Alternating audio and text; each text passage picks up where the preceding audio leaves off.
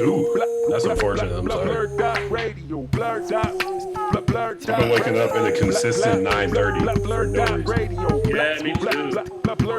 Like I work a night job. I could have been you guys are waking up clearly. That was just like It's a fun life.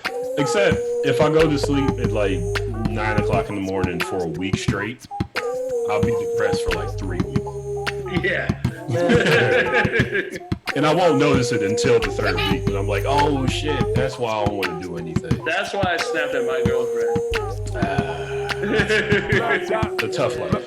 Yeah. It's a tough one to keep up. It's fun every once in a while. If I can wake up, smoke weed, work out, and then make smart. Commercials, bro. Alright, there we go. Right. Take some weights, punch. That's all I work out for. I just bought me a And we're about to hit this countdown. I got a pull-up bar and a sit-up thing that's at an angle. Because I hate doing a bunch of sit-ups. If it's hard, then 9, oh yeah, 8, walking is important. 6, I do sit 5, with 4, weights, so. 3, 2, 1. You're watching BlurdDotRadio. Hi, my name is Mike Sunham. I'm your host for this evening. We are joined tonight by the BlurdDotRadio crew. I will introduce everybody, starting with Steve. Hey, What up? Steve.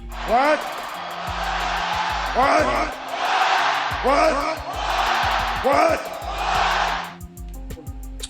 We are also joined by the hardest working DJ in all of Chicago. And I don't know if you got this text. I would love to make that into a drop for you. DJ L.O. Kari. DJ L.O. Kari. What's up, everybody? The most virtual podcaster outside of the Trap Nerds podcast. There are two that I know about in the world. Also Slim Jones. Probably the only female one. Definitely the only female one. Black. The only black female virtual podcaster in the game. Ash Gotti.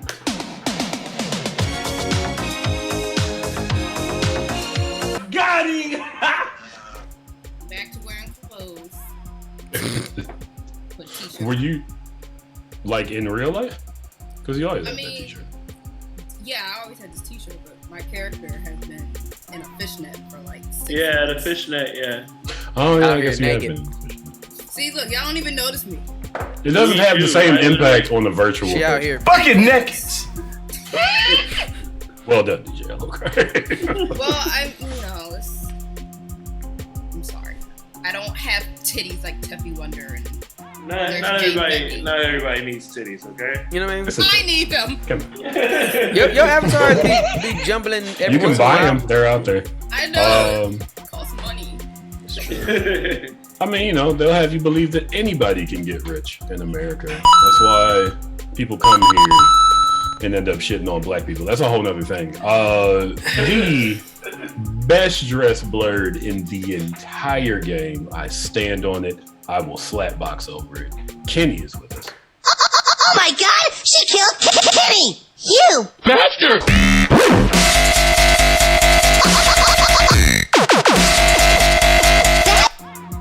I just want to take a moment for everybody to look at the cat.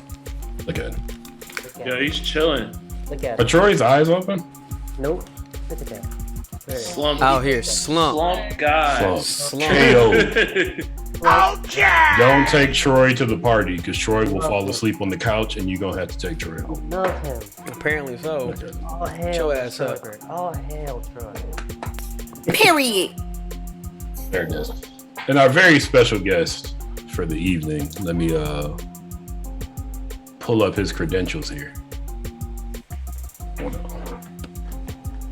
The fucking realest nigga on the earth. Alright? Top. Straight from Connecticut, author of Goodreads' top 50 Afrofuturism series, The Vanguard, managing editor at Science Fiction Fantasy for the Culture. We got Chase Bolling with us. I'm one of the baddest motherfuckers of all time. One of the best singers, one of the best looking motherfuckers you've I ever heard seen. this nigga's Hold my grits is drink, bitch. perfect. Not too dry, not too dry. spongy. Yeah, right. Well, thank you for joining us again, Chase. Thank you for having me. So it's a pleasure to be here. For sure. So, folks, we're gonna start this show off the way that we start off with every show. Blurred outs. Blurt it out. I have blurred outs this week. It's been 2 weeks from since our last show, and since then I've watched many things. But I watched Candyman. I liked it. I liked it a lot. Steve told me I would like it. He was right. Yeah. I'm actually glad you liked it, for real. Yeah. For sure.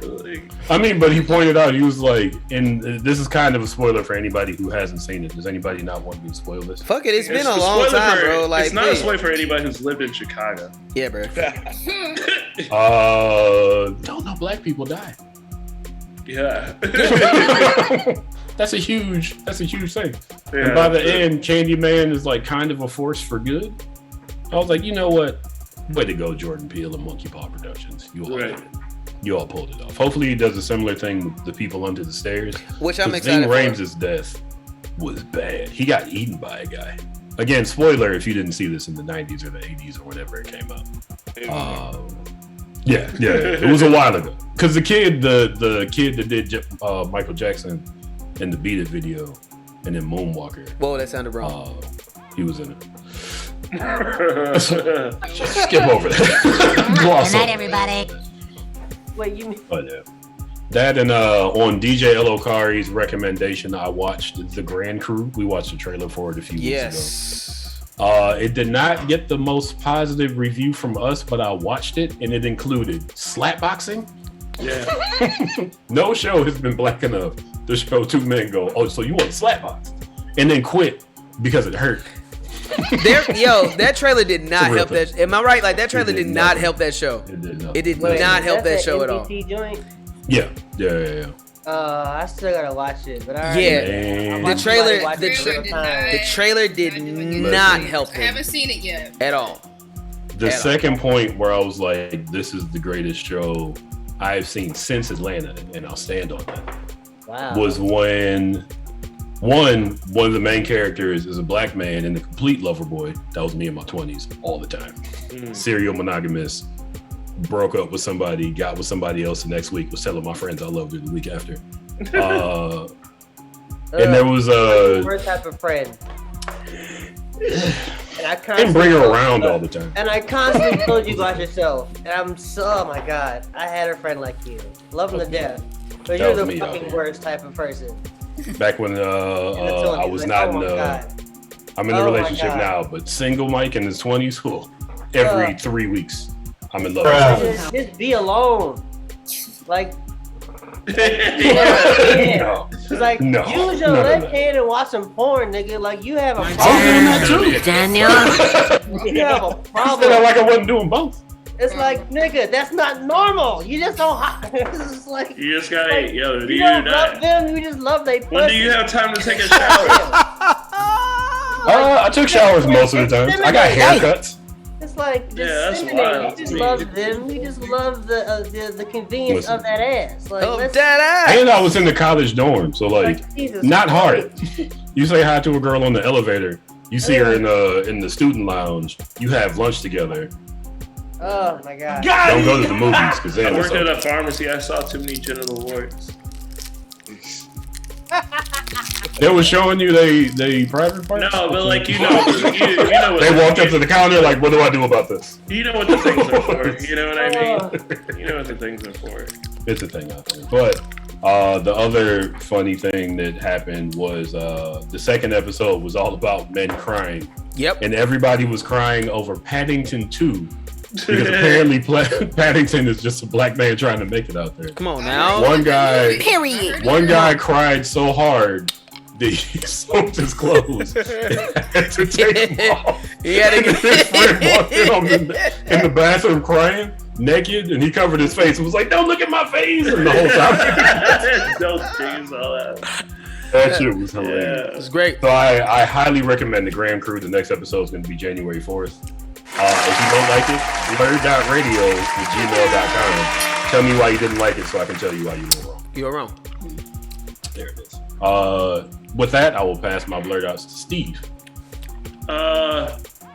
To piggyback up what I did watch The Grand Crew, and I thought it was funny. It's just like maybe it's hard to watch a TV show without like a hood nigga trope. There's the one, the one guy that wouldn't cry. Yeah, he wouldn't cry, but he really wasn't. He was kind of like, he's from the hood, but he was like inside. If you wanna, he stayed on the porch. If you do wanna go with that, you know. Listen, that was the first nigga to be like, "Oh, you want to slapbox?"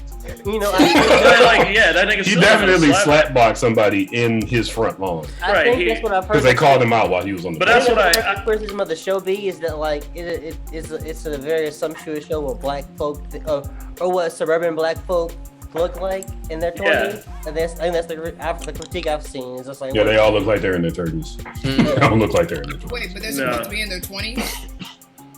I know they were supposed to be in their 20s. Yeah, me either. I thought they were supposed to be in their early 30s. I thought they were all in their early 30s. criticism. Yeah. I did They're not going think to a wine bar too. Like you don't do that. Yeah. I would.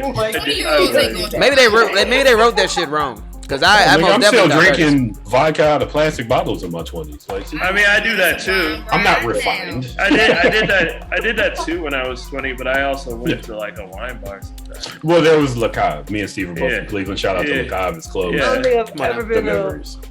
Yeah, I've never been to a wine bar. I've been to. But I went there because they had cheap beer. I was drinking. I was getting hella smacked in that bitch. I wasn't like. I think they just need to say them niggas lied and these niggas is in 30s because I assume these niggas was in their 30s. So okay, well, I'm just that's just what I've read. I don't think it was assigned an age. I think that was me. So my fault. I'm going to continue to watch it assuming they're in their 30s, even if they say otherwise. Sorry, I'm just going to be like, no, them niggas in their 30s. I'm going to watch. It's on my list of things to watch because I definitely want to see. I just assume like maybe the youngest representation is supposed to be like 29. You know, which is, yeah. Other than that, I started watching Witcher. I don't know how to feel about that show. First season? Yeah. I plan to start watching this The one. first season has a lot of people feeling away. Really? The second season even makes fun of the first season, but if you have read the novels or played the games, you're going to have some issues with the second season. Okay, so here's what I'll say about the whole show. I watched Xena Warrior Princess. You know what I mean? Didn't we all? You know, and like it's not any worse than that shit. Hey, so Xena was awesome. Yeah, that's the one. I wasn't gonna try to do it. Wait, what was that, Kitty? What was that, Kitty? And throwing her shit. Throw her around. She would kill people with frisbees. It's crazy. It's crazy. It's funny. I still remember Xena's first appearance in Hercules. Yeah. We should have had cable. Fuck Kevin Sorbo, man. Hercules. Fuck Kevin Sorbo, for real. But continue. Did he say the N-word? Yes. A whole lot of conservative asshole. Yeah. Oh really? Yeah. That's he's done some shit. Him and Scott Baio. Him and Dean Cain, old whack ass. Are like the weirdest. Is Dean Cain a conservative too? Yeah, he's a piece of shit now. Damn, man. You mean the shocker? Oh, that's because they fucking touch little girls at some point and they're trying to get away with it. That was the shocker. Let me clarify. Yeah, that shocker. Whatever. Yeah. Maybe one of these. Yeah. If you're good to her. What? Actually, I'm sorry. Yo, fucking John Candy, the inner John Candy came out of Michael. That's all. Not John Candy. I don't know what it means, and I'm scared. Not John Candy. What's his name? No Respect. Anyway. Rodney Dangerfield. Oh, Rodney. Yeah, he said old white 90s comedian and coach. Overweight, white man, old, made movies in the 80s. You know the one. You know, they probably said something fucked up once. No respect. Other than that, I watched Righteous Gemstones. I don't know if anybody's ever watched that. I tried to watch it. Dude, if you think mega churches are funny, I truly find it entertaining. You know what? I'm gonna try to watch it again, Steve, because I watched the Okay, I think I watched the first 3 episodes, Okay. I don't know. This is the first season where all the blackmail happens. Is that the entire season? Yeah. That's the entire season. I watched the entire season, and I think I really enjoyed it. But I don't know if maybe like I just kind of not. I don't think Danny McBride is funny as he was when he was Kenny Powers, or. Oh yeah, I mean, like, nothing could. I feel like Danny Bride is the thing that I gotta let he that hit go, his height at some like, point. Yeah. I gotta let that go because like the show was funny. Like that season was hilarious. Yeah. First season was really Yeah, funny. that's what I'm saying. Like, yeah. Like what season are they in now, Steve? Huh? What season are they in now? I think it's season 2. Only season 2. This just came back. Okay. Yeah, no, well, I just started watching it because in anticipation of watching season 2, honestly. Okay, because I've only watched the first season, and I thought there was more already, but I thought. I think it's only 9 episodes. Yeah, it went pretty quick. Yeah. Okay. So, I'm always into like fucked up stories about people essentially abusing their power. True. You know, like so. Yeah. Good times, you know. You know, fuck Joel Osteen, you know what I mean? He wouldn't let people in during a hurricane and shit. Fuck that. And he put money in his walls. Money that he lost. Y'all trying to. Hey, what happened to that $600,000? Y'all try and not kick in his door. Oh, he'll shoot us. Yeah, he probably got a whole army, low key. That motherfucker will put lots of holes in us. That will not. Oh yeah. He'll set that cross in front of the church on fire and have a hanging. We don't want that to happen. It's like we don't want to be the right hand of God or some shit like that. Yeah. He'll pull out the racist Bible version they choose. Wow. Oh, no, that's the security guard, the right hand of God. Like that's what it's called. Oh, really? Is that really what he calls him? I would, honestly, if I was a mega church reverend, I would. Yeah, I would have the right hand of God and the left hand of God. Like one, you would be like an anime villain. I would be. Honestly, I would be. What's Lex Luthor's homegirl's name? Like, I would just like laugh at everything, and I'd be like, right hand, slap this person. Lex Luthor has hope. He run out the elbow. Lex Luthor has hope, and what's the other one? There's hope in who? Women that Lex Luthor. Hope and faith. Yeah, his security guards are hope and faith. Okay. That is wild. Well, Steve, does that conclude your blurred up? Yeah, I'll save the rest for next week or some shit. Cool. Well, thank you, Steve. No problem. Also, I just realized I didn't say Happy New Year to everybody here. Happy New Year. Oh, yeah. Come on, that's something about it. Happy New Year. It's a new year. That means it's a Happy New Year. We like to white project. man is still the president. New year. Right? An old white man that said he'd relieve student loan debt and can do it with the swipe of a pen. He's not going to. He's He ain't gonna do it. He ain't gonna do it. The reason that people voted for Biden is because he's not Trump. That's his only reason. Yeah. I mean, I thought that was Joe clear. Biden or Kamala. Right. I thought that was clear. I haven't heard nothing from either of them. Joe Biden said, well, I don't think he said he's not gonna. All we've heard from Joe Biden is I'm not gonna. I know I saw some tweets from the White House. Hey, we trying to improve the roads. That's if we can get that one thing done. Just compared to the news cycles of the last 2 presidents. Yeah, it's almost like we don't even got a president. It's like he ain't got no sweater. Yeah. I ain't heard nothing about Kamala. I ain't heard nothing about Biden other than we ain't heard nothing from neither of them. We gonna get those kids out of those cages, and then Kamala was like, "Hey, just don't come up here. Don't come up here." Maybe I'm just not watching the news as much, huh? No, they've been This quiet. is why people really running around saying Donald Trump's still the president and Joe Biden is dead or some shit. Oh, also they make no do it. It's true. Like, and it's like, damn, bro, show up online, do something, podcast. Show up online. Podcast. You know how much he's got to fix. Trump was out here like, "Oh, y'all like this? Wow! This is in the Constitution? Pow pow!" Fucking clotheslining every single right that he could. So I imagine Joe Biden, if he's even doing anything, is trying to clean up everything. He's out here vibing, man. He's just vibing to being president. I'm president. Like, yeah, I was following this black man for many years. Black America. is out there not helping people. He's probably trying to stay away from this Epstein case. What's up? I mean, there isn't a what's the Halloween store? The one that pops up on Spirit Halloween. There's not a Spirit Halloween sign. The lights are on, so we got at least a politician in there. Right. I was gonna say something dark. DJ Elokari. What blurred house do you have? But then I said DJ Elokari. I'm gonna try. Hey, I'll just leapfrog over that dark thing. Smooth transition. Right. All right, so I'm gonna try to keep this quick. All right, because I actually watched quite a few things, so I'm gonna try to keep it quick.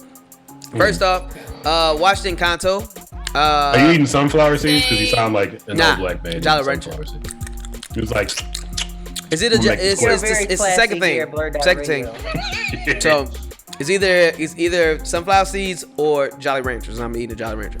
Two black things that So I saw Encanto. Remember that, folks. There will be a quiz later. So Encanto, actually really enjoyed it, and I hate Lin-Manuel, so I did enjoy Encanto. Yeah, I don't like him. I'm not a fan of that nigga at all. Whatever. But I did enjoy Encanto. I thought it was pretty good. I wasn't annoyed with all the singing. Really well done. Great story. Almost brought me to a tear. Enjoyed it. Secondly, it's a Pixar movie, it's supposed to. No, it's actually a Disney one. It was Disney. Oh. Disney. They, I don't know the difference anymore. Best part about it is also just how many different shades of black Cuban that we saw, which was great. Sure. You know what I mean? Like, it was great, man. I enjoyed it all the way through. Yeah. I also enjoyed Grand Crew. I vouch everything that everyone said. It's a great show, man. Crying in the bathroom. It's a great show. He was like, "Why weren't you wearing clothes?" I told you. I cried so hard that I soaked through all of them. Like, literally watched it. Like, watched both episodes twice. Enjoyed it very much so. So please go check it out. I was sick for a couple of days, so I watched all the Insecure. Got caught up on last season. Good last episode. I enjoyed it. I ain't have no problem with it. It could have been worse. I ain't have no problem with it. You know what I mean? I felt like where they left it is a good place if they wanted to do a movie or whatever. They can pick it up. They easily can pick it up if they wanted to. Because like Sex I feel and the like City has another movie. They Insecure could do one. It's a whole series. Because I look at it like this: it's a series. Where they left the show, that's something that you would want to see happen in a movie specifically, instead of like rushing it out of one episode. So for sure, I thought they did a great job wrapping it up. Enough. Exactly. But it wrapped up all the major story beats that we needed. Yeah. Exactly. Yeah. So I enjoyed it. I was upset that they didn't have, and spoiler for anybody who hasn't seen it yet, Daniel wasn't in it. I expected Daniel to pop up. Daniel, shoot. After Molly said goodbye to him in that last episode a couple seasons ago, we ain't seen that nigga since. Yeah. He was in the first Purge. So, enjoyed that. Same day I watched Encanto, I also watched Luca. Wonderful gay story. I enjoyed it. Okay. Stop lying. Wait. I still have to watch it myself. Come on now. Wait, why you say that though, Elo Curry? What? Because that was like a big thing. People kept saying it's like, oh, it's trying to be a gay story, but it's not. I mean, you want to interpret it as that. It was really great. I thought like if I was a young person that wouldn't have. I think this movie would have been a great representation if I didn't know a lot about the trans community or knew a lot about like the gay community or how like people can naturally fall in love with each other. I thought I would have, if I saw Luca as a kid, I'd be like, oh yeah, that makes sense. You know what I mean? It was one of those types of situations without like making it so direct and whatnot. But a really wonderful, dope, interesting way to Bless you, Kenny. I saw that sneeze. You know what I mean? A wonderful way to do another version of like a Little Mermaid situation, you know what I mean? With the weirdest, Pixar be taking the weirdest fucking concepts and making that shit work. You know what I mean? They do. Fish, two mer sea creatures, one a Vespa. That's the movie. What? And it's great. Like, and that shit be raw. Like, what? For real? Like, how? How, my nigga? Like, how is that? You know what's funny is I just thought like now Pixar is making movies that teach kids about coexisting and understanding people. Who Framed Roger Rabbit didn't teach us shit.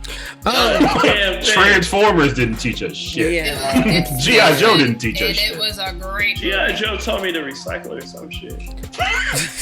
Join the army is what G.I. Joe. But you know what? Like on a random note, I did start watching the Disney part, the Disney Doug or whatever. And as an adult, going Disney Doug? Yeah, when Doug went to Disney. No, I was a stubborn kid. No. I was saying, absolutely saying. I was like, this is some bullshit. And I remember, like, watching the first episode, I remember why I hated the show. Because they took away everything you loved about the old show and was like, this is the new show. And I was like, but you gonna take away everything I liked about Doug? I mean, like, everything I liked about Doug? But as a man that's going through, like, I love Doug. Doug was a relaxing cartoon to watch. Yeah, but it's like as a dude that's like going through a bunch of transitions right now, like in life, I appreciate it as an adult. But as a kid, I've been like, fuck you, fuck you, Disney. I ain't trying to watch this shit. I couldn't afford Disney, so once it went to Disney, I it was trash. I mean, everybody hated it. My grandma had all those channels trash because she loved her grandkids. We would come over and watch it. That was this. It was like WB. I can't watch Disney. No. It was the animated series went over everything. But during that time, but Kenny is right. During that time, it was on ABC. It started off on ABC before, because like it was just on. It was we still had Saturday morning cartoons. Bitch, okay, the B and WB was for bitch, and that was me. God damn! All right, shit. I mean, I like that's big. Shit. All right. Jackie Chan Adventures came on WB. So listen, the WB had X-Men and Batman. We never saw that again. Yeah, that was great times. Justice League. We got Justice League 2 over there too. Yep. I thought that was on something else. Yeah. Yo, Carter, get in there and go watch and watch your. On Saturday mornings, you can watch Batman Disney and X-Men on the same. You can watch DC and Marvel on the same day. And I want to say, toward the end, Iron Man may have been in there. The Iron Man was. You don't gotta watch it. It's not worth your time. It ain't worth. Yo, the best part about that cartoon was the intro. Yeah. The intro by far was the best part of that entire cartoon was the intro. Well, that's how they got us back in the day. Yeah, the intro. They spent all the money on the intro, and we kept watching. Man, yeah. Also, Roxy just said that WB had the best action cartoons. Absolutely, 100% agree. But that Gargoyles, baby. Moving on. But Darkwing Duck, not bad. Come on now. Not bad. Last Rescue two Rangers? things. Oh my God, the theme song. Sometimes some crime goes slipping through the cracks. All right. But for real though. Then we gotta move on. Also watched Matrix really quick. I'ma sum it up real fast. Oh yeah, I did. I'm gonna sum it up real fast. Yo, killing me with this. Okay, moving on. Yeah, we gotta like. There's a time where we have to stop. Like there's a time. Like I put it like this. I enjoyed it for what it was. Did it need to exist? No. Colleen Wynn was fun in the movie. I thought there was some interesting stuff. But who's Colleen Wynn? She was the girl, the only good part of Iron Fist.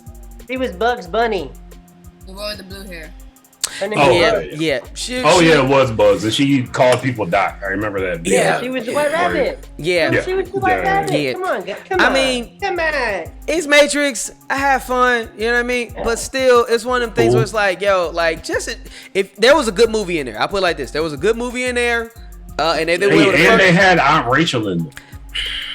If they would have just focused on the movie, if they would have just focused on the movie they were trying to make. You know, instead of like trying to, do this meta shit, I think it would have been a lot better. And last but not least, because I don't have to spend that much time on it, I binged Cobra Kai last night, baby. Love it. Still love me some Cobra Kai, baby. I'm sorry, man. Kids be beating the shit out of each other. Serve your fans. Love it. If you're making something. Love it.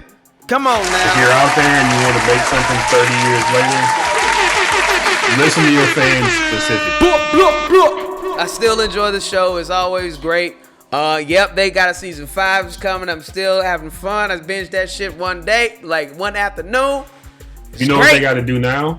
is they got to merge it with other like B martial arts movies from the 90s. No, like, here's the deal though. There's literally a scene. They got to get Jean-Claude Van Damme. Wait, let me. There's literally a scene where they go watch Bloodsport. There's a it's great. It's Chong great Lee's still out there. He's skinny, but he's still out there. He can have one. They can have one of his kids in there.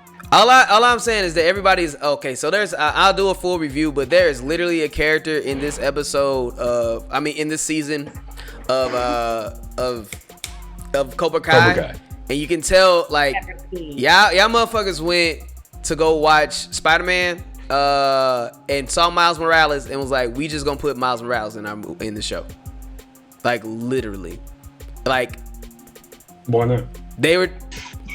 Also, I still haven't seen Spider-Man. I appreciate it. Me either. Oh. It's cool. I've gotten some out of context spoilers about like certain deaths and stuff. It's gonna happen. It's like 2 weeks after. Like, I'm not mad. Also, Steve didn't give me a bootleg link. For what? For Spider-Man. Oh, it's too For the record, I have a friend who texts me every time. I watched it. I can send you the link I use. He's supposed to be my bootleg. Put it in the chat now. Give me a second. Real quick, Mike, and my only thoughts I would say about this, and it'll be interesting if this happens to you, but people who are in their 30s, I've had at least 3 conversations about people who had existential crisis after the shit was over. And like either wrote or had who had super long conversations about this particular movie. Even in my late 30s, I'm gonna have this. Yeah, late 30s. I'll be less than a year. I'll be. I wrote some paragraphs about this movie after I saw Spider-Man? Yeah. Oh, okay. Yeah. Mainly because of like where I am in my life right now, and I didn't think this movie was gonna do it to me, and it did. You did the glory tier? I didn't do the glory tier. I did not do the glory tier. I did not do the glory tier. But I did most definitely. I had this moment, and my friend had the same moment after the movie was over. I was like, "Can we have this? Is this allowed? Are we allowed to have this type of movie? Is this bad for us? Is this bad for us?" What kind of movie? As in. This film for Spider-Man is like, are we allowed to have this? You know? Well, I'll tell you what, to not throw any more accidental spoilers out there, as soon as Kenny sends the link, we'll watch it tonight. That's it. We'll figure it out. Yeah. Allegedly. We'll watch it in the theaters. Yeah, man. We'll go down the street to the theater and watch it there. That's my blurred out. Encanto, yes. Cobra Kai. If you are into this, also don't go into Cobra Kai on season 4 and be like, oh, I'm just no. You have to start from the beginning and watch all them stupid ass movies. You will not watch enjoy it like yourself. A show. Grand Crew, yes. Wait, Insecure. I mean, if you want to, they'll get you caught up. Like a show. Watch it like a show from the beginning. Insecure, yes. Luca, yes. Matrix. I mean, if you want to, you can miss it though. You can absolutely miss it if you want to. It did what I expected it to do. It was a solid 6.2. Know what you're getting yourself into. There you go. Yeah. And that's it. Well, thank you, DJ Elokari. Next up, Ash Gagnon. Blurt it out. What you got? Well, I too saw Encanto. I like that you started off with the noise. Okay. Sorry, I'm like mid-stretch. Yeah, so I saw Encanto too, because I saw, oh snap, it's free now on Disney Plus. Let me watch it. It was alright. I felt like it was missing something. I feel like they could have gone a little more in depth with the generational trauma that the family was clearly suffering through. But for what it was fine. The songs are fine. We Don't Talk About Bruno is like weirdly catchy in every single language. I have listened to it in at least 6 different languages and it works in them all. No. It's good. Yeah, that's gonna be one of those random songs. I'm just in my house, just randomly staying there. And then I also binge watched all of Comey Can't Communicate. It is a rom-com. Have you mentioned this one before? No, it's a rom-com anime. I usually stay away from romance animes, but I'm like, I ain't got nothing else to do. Why not? It was alright. It was fine. It did what it did. I really appreciated there was like a non-binary character. I'm noticing a lot of animes nowadays have a lot of like non-binary. It's interesting. They always have. They have, but like I'm seeing it more in anime where it's not like Japan's way ahead of us. It's not making a big deal out of it. So like the character's name is Nijimi, I believe it's Nijimi. Now they refer to themselves as a guy when convenient, because like someone had propositioned him like, be my girlfriend. He's like, that's impossible. I am a boy. So when convenient, he's a dude. But otherwise, they just accept it as like, weren't you a boy in middle school? Now you wearing the girl uniform in high school? Whatever. It's Nijimi. Nijimi is Nijimi. Nijimi know how to make money. So I really like them for that. For sure. Because I like just seeing the clips of them, I'm like, they're gonna annoy me. I can just tell. But watching them in context to the whole show, I'm like, nah, this nigga my favorite one. But so shout out for anime for just being progressive in that way without making. Said there were '90s anime. Yeah. And it really shows how far behind America is. Yeah, I mean, just keeping that same energy is like, and I think Japan has at least 3 different pronouns for people, like male, female, neutral. So like already their culture has a way of doing that. Not to say that there's still some problematic stuff in media, but you know, give credit where credit's due. One Piece has a really great trans story that happens in the Wano arc. Oh wait, is that the one? Is that episode like 940,006? It is episode 900. I can tell you that much. I saw some stuff online about a character and their like gender reveal, and people were mad about it. And I'm like, I don't understand. It's one of my favorite episodes of the entire. Thank you for the show. raid. Like I didn't get it, but it seemed like I have it screenshotted I have it saved in my draft. It looked like in context of the show, it wasn't that big of a deal, so I couldn't understand why people... Oh no, it's great. Like that's the thing. Like it's not made a big deal, but like in every piece of the story, like her story is playing out in the background of Odin Summers, who's the main character of like in this part of the One Piece arc. But like the cat who's writing the story is actually really good at telling like 3 or 4 stories while overlaying 4 stories while telling one main story. Yeah. And it's amazing how like the artwork kind of shows how these brothers grew up being brothers and then becoming sisters as they become these badass pirates. It's really dope. Yeah. And then like the entire time, like she doesn't really say anything, but it's mostly because she's hiding from not from anybody in particular, but just because she's a samurai that has to hide from these other pirates. But anyway, Japan does a really good job of like when they really want to, they can tell they can tell diverse stories and explore sexuality and gender identity. And when they do, oh man, again, I just appreciate how other languages in general will just have words to explain things that aren't just black and white. So there's an English word for that, like words you can't really describe, words you can't really define in English. Yeah, and a lot of languages have that. Japan is maybe it's a German word. It's a German word. I know what you're talking about. Schnatten. I can't. It's long. It's a lot. But anyway, all their words are mad fucking long. Go ahead. So yeah, that was pretty much my New Year's Eve. Was just finishing up Comey. It was fine. Am I going to recommend it? Not necessarily. How many episodes? It's like they cut the season in half. So the first half was like 12 episodes. So it's going to get like a second season. First half is 12. Jeez. Yeah, and it's on Netflix too. So okay. You can check that out. Also, Blue Period is also done on Netflix. Real quick, Ash. Out of 5 for our anime fans watching, Comey would get 2. You said 4. Out of 5? Mm-hmm. I'll give it a 3. It's right in the middle. Yeah, it's a decent watch. That's not bad. Again, I'm not a romance fan myself, but you know, it wasn't too crazy on the romance. It was cute. It did what it needed to do. People weren't too stupid. You know, it's like when something seemed weird, people addressed it, and I'm like, thank God.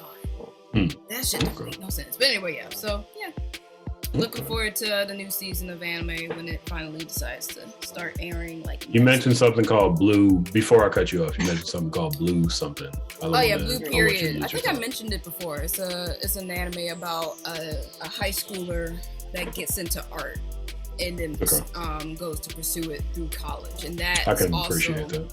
That's also on Netflix. It also had a non-binary. Oh, like Picasso's Blue Period. I see. Oh, that's where that's from. Okay. Look, I went to art school. I don't get much, but I can say that. I think if you're an artist of any type, you can appreciate it. Like it had a lot of us like, damn, I need to get back into art. Like, just pick up a pencil and start sketching again. But yeah, that one was good. It also had like a non-binary character in it that like wasn't made a big deal of, and they kind of go over their kind of not struggle, but like just trying to find their identity themselves in a way that I felt was really respectful and like a way for other people to understand. Like some people, they themselves can't even really put into words who they are. So leave them alone while they figure it out. That show I would give a 4 out of 5 because it's also. It might get a season 2, but the story's clearly not done. But it was good for what it was. Okay. Well, thank you, Ash. Kenny, what you got? There we are. So I watched Spider-Man. Again? And as I'm a notoriously very harsh critic of Spider-Man and Batman films because they're all kind of the same. This one was really good. Also, for the people watching, we're going to review the third Batman trailer. I think it's which I have not watched. I have purposely not watched. It's the long trailer. Because that was all like teasers. Yeah, maybe that's the first cool trailer of Batman we were watching. We'll be talking about that later. Stay tuned. But continue. Yeah, so I really enjoyed this Spider-Man movie. I thought the mistakes. Okay, yeah. You do shit on Spider-Man movies a lot. I do, especially Tom. I mean, the last couple of ones have not been that good. They haven't been that good. I loved them. I mean, I didn't love the first one. I didn't love Homecoming. The second one. I didn't think they were. Second one was good. I like the second one. Spider-Man did in terms of like growing up seems to have been stunted in him, and all at the sake of Iron Man. It's kind of my same. It's kind of the issue I was talking to you guys about in the chat, and I was saying like Black Panther, the movie with everything with Killmonger didn't make any sense, and I think the writing from that movie suffered for the sake of putting him in Captain America, whereas I felt Spider-Man got stunted as a character when you started seeing Iron Man in everything as like his mentor in these movies. So I think this is the first movie where you really see Spider-Man trying to adjust at being Spider-Man, but in the public eye, which is still weird, but it's a different take on him that honestly I think the comics did an okay job with and then had to recon, and which is part of what this multiverse of madness stuff is kind of leading into with Doctor Strange. So I thought they did a really good job of kind of bringing all that together and kind of connecting it to what if you've been watching Disney Plus shows, it all works together. In my opinion. I mean, I'm sure there'll be somebody who like there's this and this doesn't match up, and I just be like, okay, it's all not that serious. Give it some time. Yeah. Give it some time because it's still Disney. But it's like okay. I don't want to spoil it because you guys haven't watched, but I sent you that thing for the thing and the place. So where'd you send it? Facebook. Hit a little spot, you know what I'm saying? Can't tell you. In the Facebook. I got you. In the meta space, in the metasphere. There we go. Yeah, in the metasphere. There we go. For sure. So yeah, no spoilers, but I there actually were moments because because here's why I liked these movies without having spoiled anything. I have watched all those terrible Spider-Man movies, and somehow, some way, Disney did a thing that had me like, oh, okay. So hopefully, I feel like the last time they did that is when they killed Spider-Man. but see, here's the thing. Like when I was watching Endgame, I was like, oh shit, they killed Peter. Like I don't. Look, man, Peter need to go through some things, like, bro. There were moments where I was like, okay, that's good. Like I see what they did there, and they really did a good job of doing their research. I'll say that first. So yeah, I was like, that's why I was like, I had to tell you on the chest, like, damn, this movie was really fucking good. Nice. So good on them. Hopefully this, I mean, whether it's Tom Holland, whoever's playing Spider-Man X, I hope they really do follow through with what we see at the end of this movie. I also saw The Matrix Resurrections, and I'm on the opposite spectrum of where Elgin was. I thought this was perfect. I thought this was a great. I thought this was a better send-off because the third one, in my opinion, was not that was bad. Bad. I thought Matrix Resurrection was great at making fun of itself. I think it recognizing that it didn't have to reinvent the wheel. It's like, all right, yo, bullet time, boom, bullet time. Yeah. Get the kung fu. Even though, like, I will say my criticism is the end. I don't like it when action movies set a bunch of shit up and at the end, shit just kind of happens. Like Trinity turns around and is like, I'm Trinity, when she just said she wasn't. Agent Smith is doing his thing that we don't know how he figured out. But you knew that was gonna. But that's the thing. That's just the dramatic element of the Wachowskis. Like you knew at the end. There was only one Wachowski though. So. Her sister or whatever.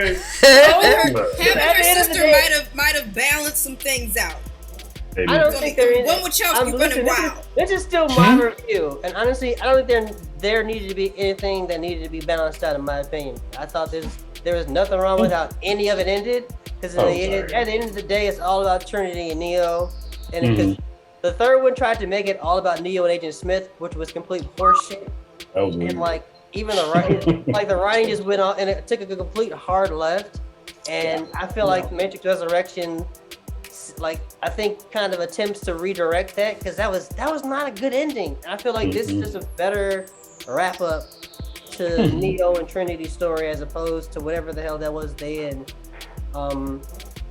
Also, just a great use of continuity when it comes to writing a video game and a story in another movie, because everything that happened in all the video games is also like the reason you don't have Morpheus as Morpheus is because Morpheus died in a PC version of the game. So like if you're a complete Matrix nutcase like I was and you knew that, you weren't that bothered by the fact that Morpheus was not going to come back. I didn't have a problem with that. Like also, I've been watching Hannibal. Lawrence Fishburne's neck doesn't look like he can do that kick. Yeah, Lawrence Fishburne anyway. So yeah, it'd be weird to see that man do action. But for what the story was telling too, it all made sense for what Morpheus and Agent Smith kind of become. For sure. I had honestly, some of my favorite parts of the movie were when they're like kind of making fun of the Matrix itself. But like, I like my movies big, loud, and stupid. Like they're like all the self-referential stuff. Like that's hilarious. I thought the fact that they understood their place in time and how like they knew that what this movie was going to be. Like they even take shots at Warner Brothers, who like are their parent company in the movie, and it all still works. And it's just like that's just the ability to write that and have it be in the movie. I thought was smart and funny. So everything about it was great. I thought it was an excellent ending. I would say if you want to remember The Matrix fondly, this one does a better job of that too. Sure. I think everybody, all the supporting characters too, like especially I didn't watch Iron Fist, so I had no clue about the character who. Oh yeah. I thought Bug was awesome. I thought her character was amazing. Mateen, I can always forget his name, but Candyman. Yeah, Candyman. Yeah, he did alright. Candyman also. That's flamboyantly dressed Morpheus. Morpheus dressed like the Joker. Like he was fun. Like he was fun. Like everybody. It's clear that everybody doing this movie had a fun time. Like I enjoyed watching it. Like I didn't feel like I was being pandered to as somebody who was a big fan of The Matrix when it came out. So I thought it was I want more of that. but not the Matrix. I hope that's the end of it. I know there was an ending credit scene. I forgot it already. It was? Okay. Yeah. It was they were talking. It was the game programmers. I forgot. Yeah. This programmer stuff, but also I've been catching up on my manga as well. One Punch Man continues to be amazing. And, I gotta check out the news. Oh my gosh, yeah. There is so much ridiculous fight scenes that don't have anything to do with like Saitama. And it just makes the story that much more ridiculous when he does show up. For sure. Also, I gotta pee. Lots of beer, my sister. Keep going, Kenny. We got you. Okay. Also, reading Sakamoto Days, which is like an anime about a retired assassin who basically keeps taking crazy assassins under his wing to work at his basically grocery store, his corner store. I heard about. Oh, true. Yeah, that needs to become an anime. I feel like. Yeah, that was one of those. I think a couple of Black Girl Geek and we're talking about it on Instagram that like if there was an anime that there was a manga that should be an anime. That was one of those I think should definitely become an anime in 2022 because it's so fun and the art itself is really beautiful and just bloody and violent when it comes to all the fight scenes that happen. So kind of like Way of the House Husband, but with better animation, hopefully. Yeah, one would hope. I mean, that's another anime I do want to read because there's a manga shortage. Look, you ain't gotta tell me. You ain't gotta tell me. The paper shortage is fucking me over on a copy of The Way of the House Husband for literally a year, and it's just not happening. Yeah, that's wild. I feel you. Yeah. Oh, dude. So basically, we are short. We can't get One Piece. We can't get anything new. We're barely able to get Chainsaw Man in the store. Dude, you can barely get the old stuff. We're doing a better job getting. Well, we were doing for a while. We were doing a better job of getting Dragon Ball Super stuff. Even that's been hard to come by. Make no mistake, the pandemic is still like hurting like supply chains like as we speak. So like it's still a struggle to get supplies on the shelf. For certain books. We're talking about the comic book paper shortage, just paper shortage in general. Yeah, and manga has been doing gangbusters, so they are really using up a lot of paper out here. Yes, that's save the trees. That's why. Well, I mean, that's also why I think there's been a shift to like digital spaces for mangas, because like I'll read a lot of stuff off of Shonen Jump now too if I can't get them in $2 a month. Yeah. Why not have a Shonen Jump? In my hand, man. I ain't got no bookshelf. Put it in my strong hand. Or make paper out of hemp. Why haven't we done that? Because the white man said hemp is dangerous, and Joe Biden works. Make paper. Weed is legal in however many states. Just make the fucking paper out of hemp. Once you're done reading, you just roll it up. I mean, people have been smoking weed out of Bible paper since like post-Reconstruction. Yeah. Save on trees, man. It's been a thing. If you haven't smoked a Bible verse, then have you really smoked weed? I've never smoked a Bible verse. Gonna. Wow. I'm gonna find Ezekiel 35:17, and that's gonna be the one I smoke. Shout out to reduce, reuse, and recycle. There we go. There you go. Yeah. I'm sorry, Kenny. I had to run and pee during your blood. Oh, no, also, I was peeing that whole time. Talking about there was a lot of the mangas I would like to recommend for people. It's been hard to get on the shelves at the shop. $2 a month, folks. Do you have Dead Man Wonderland? No. Yeah, that's the one we've been asked about. I went to 2 different comic book shops just to find 11 and 12. Yeah, no, it's. I need 9 and 10. You are one of many people who are doing it with trying to. I'll throw this out to everybody who's trying to do it. $2 a month. It's for my brother. He needs his collection completed. No, $1 for 6 months. Like, listen, Ash, for a I few understand, Yeah. but it's not me. No, I It's get it. I'm $1 just every saying, 2 like, weeks. if y'all had it, I will make the trip to go way out the way just to go to first aid on your side of the world. Speaking of way out the way. We'll try. Honestly, I'll let you know if we do get it in. It is 8:23, yo. Yeah. Oh no, I and our was special done. I guest. was waiting for Mike to come back. Okay. Well, thank you, Kenny, for your blur. I'm sorry I missed the end of it. Again, my bladder was yelling at me. Last but not least, our very special guest, author extraordinary, Chase Bolling. Blurt it out.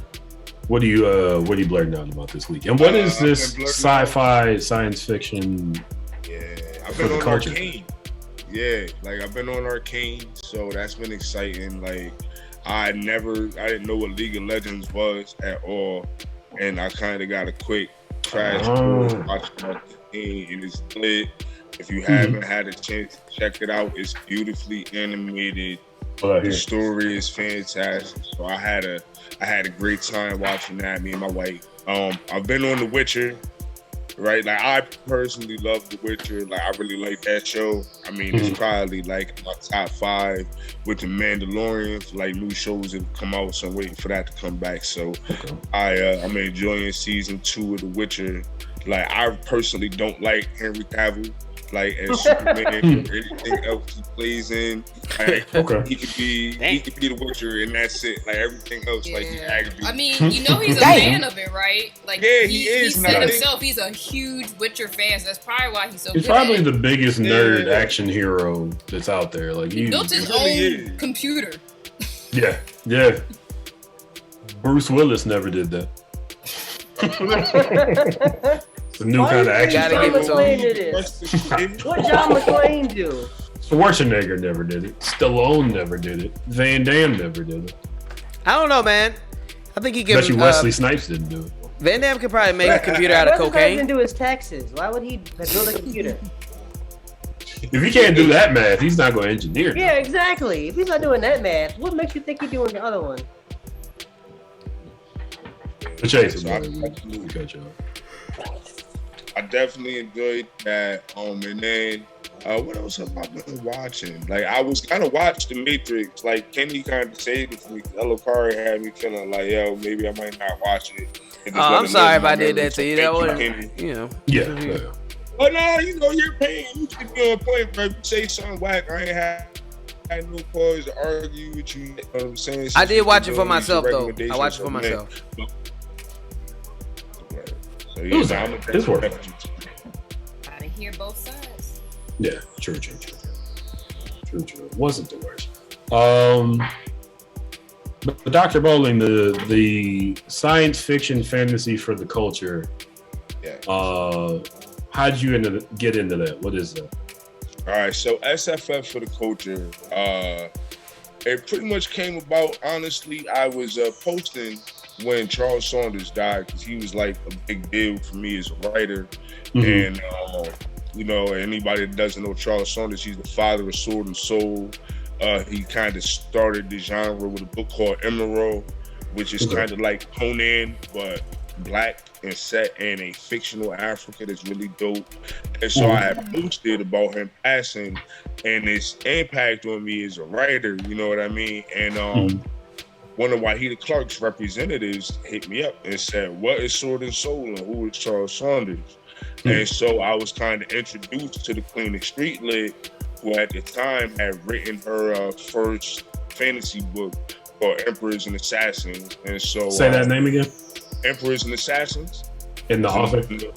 Oh, Wahida Clark. So if you read Thugs and the Women That Love Them, Every Thug Needs a Lady, Thug 7, like Wahida Clark, the Queen of Streetlit, she wrote a fantasy book.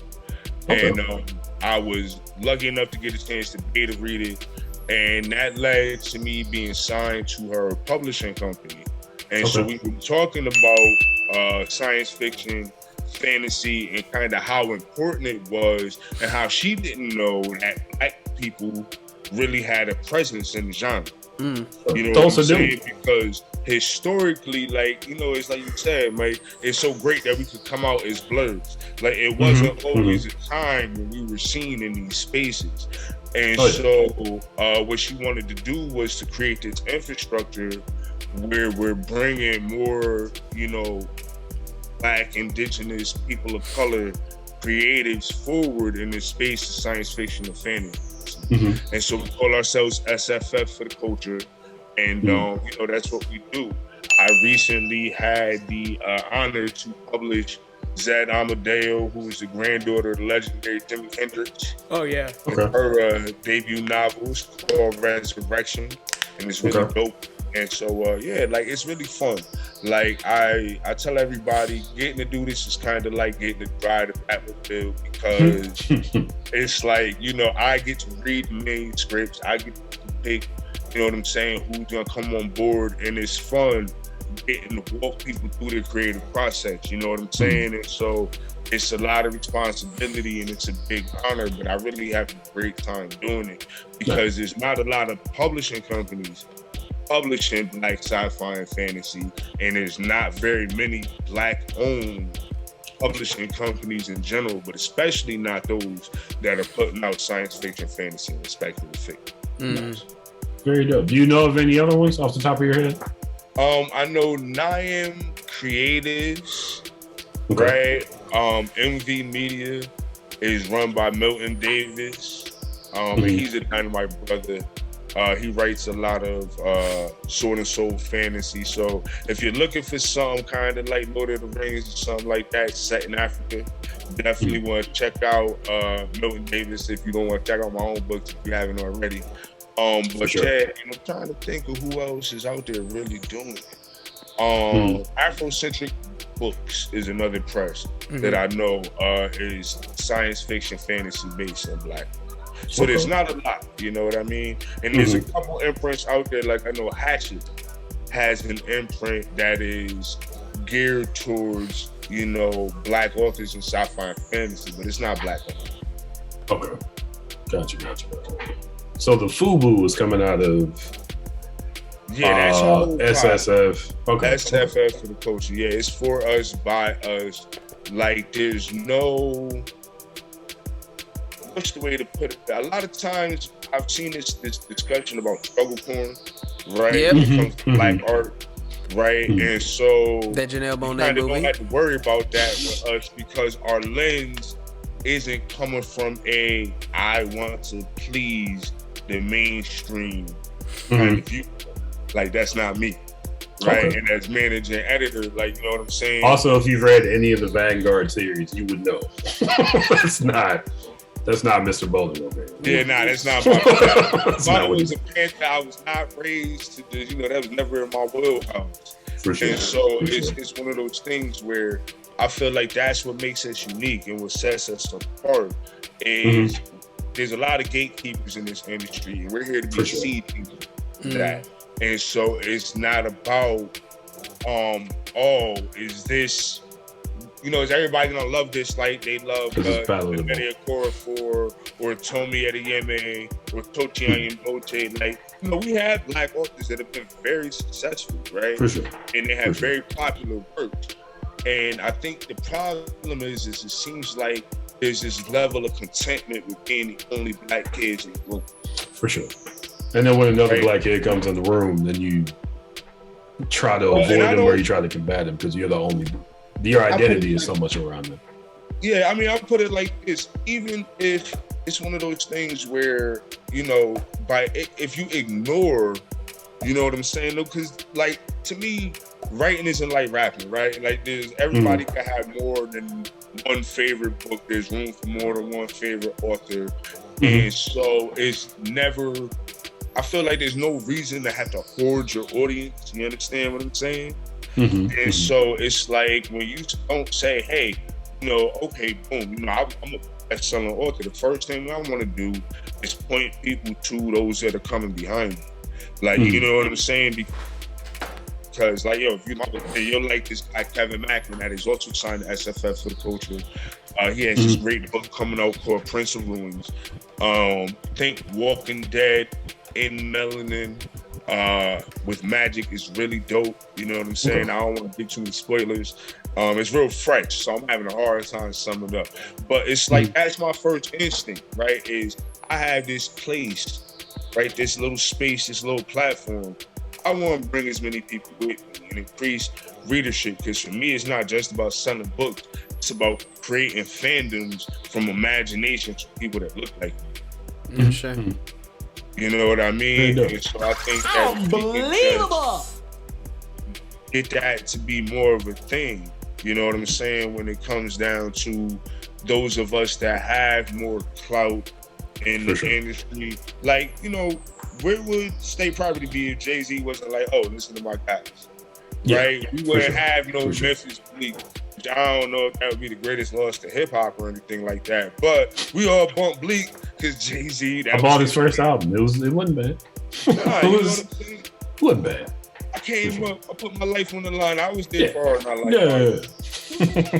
Those of us that was around remember, but and so I think that's why we're here, you know, at SFF for the culture. Like we want to sell y'all dope books. We are your plug for unapologetically amplified literature from people of color. Like, and that's what we're doing. You guys check us out, buy some books. You know what I'm saying? We got a little time for everybody. Sure. And where can people find SFF?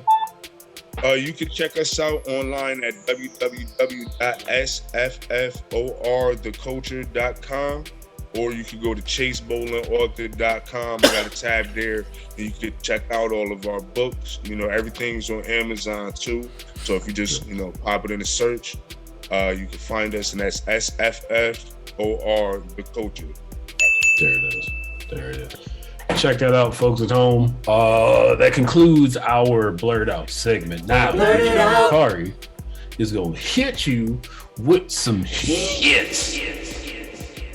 DJ Kari, what hits you going to hit him with? So, to help us stay on time, I'm going to hit us with one hit, and that's a new music video by Freddie Old Soul called Into the Void. So, going to check that out, and then we'll be back with, you know, them trailers, you know what I'm saying? We're going to watch a Nicholas trailer. I'll leave it at that. Okay. Stay tuned. BlurdDotRadio.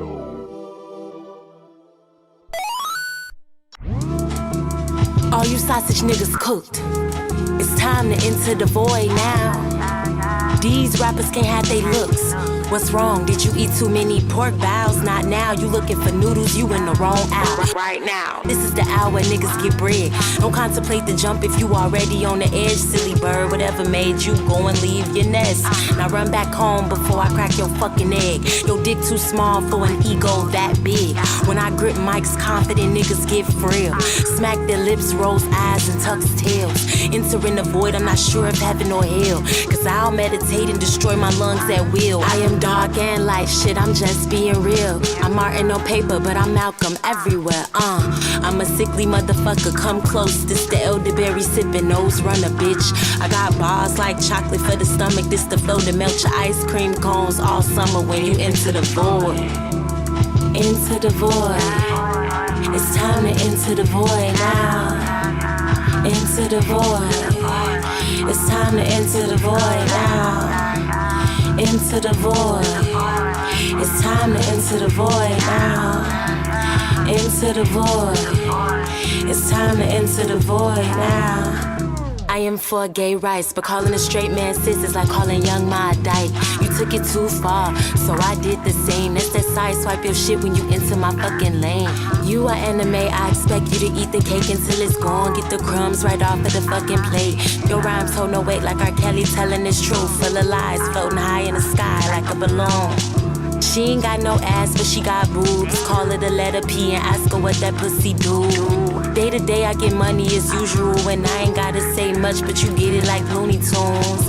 Day to day, I get money as usual. My bitch got hips, she be swaying in hula hoops. I'm hood like hot Cheetos and pickle juice. When it's me, I bet that bitch gon' choose. She wanna enter the void. Into the void. It's time to enter the void now. Into the void. It's time to enter the void now. Into the void. It's time to enter the void now. Into the void. It's time to enter the void now.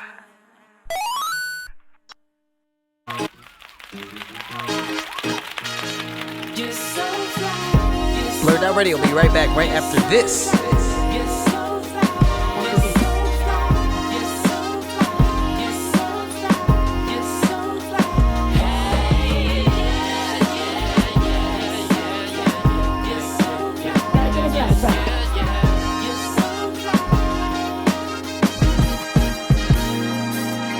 It's about time I seen you in this place. Well, baby, where have you been, girl?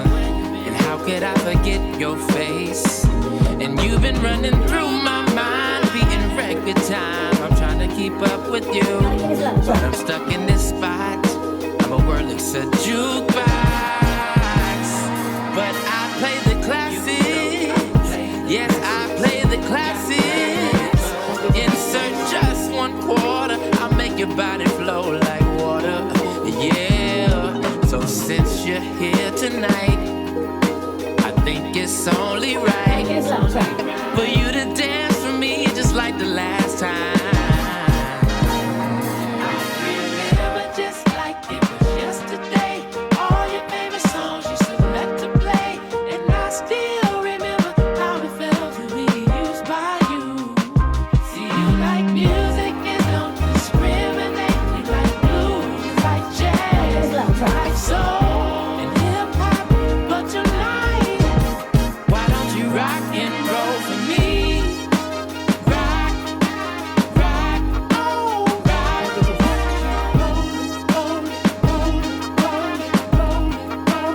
Rock and roll for me. Rock, rock, oh, rock.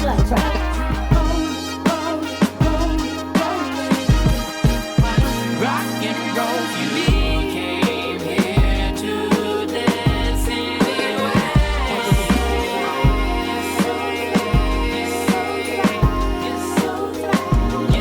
So baby, and I'll do my best.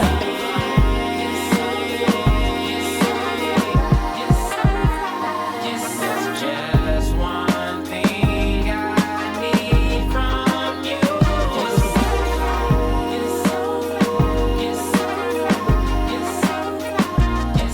I play the tunes and you make it And we are back.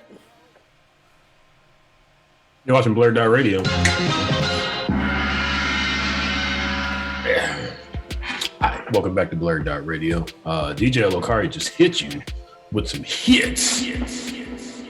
DJ Lokari, what hits did you hit him with? Yeah, man. So you heard a music video by Freddie Old Soul called "Enter the Void," and then we just hit you off with a track by Sam Trump called "Jukebox," which is one of my favorite joints of Sam of all time. By far, one of my favorite songs. Oh. Yeah. So you know what I'm saying? Oh, yeah. Shout out to Freddie Ozol. Shout out to Sam Trump. Happy Yes, New Year to sir. you both. Go check out their stuff in the new year. They You're are gonna need awesome. some new jams. They are What's awesome. that? They are Yeah. awesome. That's all I'm gonna say. Please go check out their stuff. They're pretty awesome people. For sure. So you're watching BlurdDotRadio. I am your host. My name is Mike Stidham. Steve. Oh wait, this is probably him. While he's getting set up, we got the hardest working DJ in all of Chicago. I'm gonna split it between Chicago and St. Louis because I feel like he's the hardest working DJ in both them cities. You know what I mean? DJ Lokari. DJ Lokari. We got the most virtual anime fan in the great city of Chicago. We got Ash. Got him! I'm like We two got- glasses of wine in. We got to speed it up. Okay. 4 cans of old style. So, but you keep peeing. 5, I'm sorry. Yeah. It's old style. You keep peeing. He's I just drinking might on fall old asleep. style. You ever drank 4 cans of old style? That's way 30. Old Y'all know style I'm a makes you lightweight. raise the trough. This is definitely lightweight beer. I'm not drunk. I'm just peeing. See, this is Yeah, how we get it's not behind. making you. It's just making you pee a lot. That's all it Yeah. is. It's like 4% alcohol. I'm not trying to get too faded up here. Oh my god. This is like 9%. So You're going to be more fucked up than me. I'm going to drink this whole 6-pack and you're going to be more fucked up than me. 2 glasses. That's the limit with the chaser. It's 2022. Push it to 3. You got the most fashionable blurred in the great city of Chicago. I would say maybe the most fashionable blurred outside of West Side Gun. Well on his way to that level. West Side Gun is next level. All props to. Hey, listen. The Fly God is up there. Kenny's well on his way. Fly God is next level. Okay? Well on their way. We got Kenny here. Oh my God! She killed Kenny. Yo, Fly God's next level. One day. Troy is still asleep. Sweet boy. Yo, let's bring him back. Troy update. Wow. This is usually when he starts making his Troy appearance. update. He out here being, oh, what's up, buddy? He's up a little bit. You see? It's like, oh, is it the halftime point? Let me make my appearance. Give him 5 minutes. Yeah, he'll probably show up in here. Yeah, for buddy. There it is. Yeah, buddy. Yeah. The true star of the show. Troy's gonna want some pets soon enough. Our very special guest this evening. Let me go back and make sure that I give Dr. Bolling his proper introduction. Author of the Goodreads Top 50 Afrofuturism series, the Vanguard series. Proudly managing editor of SF for the Culture. We got author extraordinaire Chase Bolling.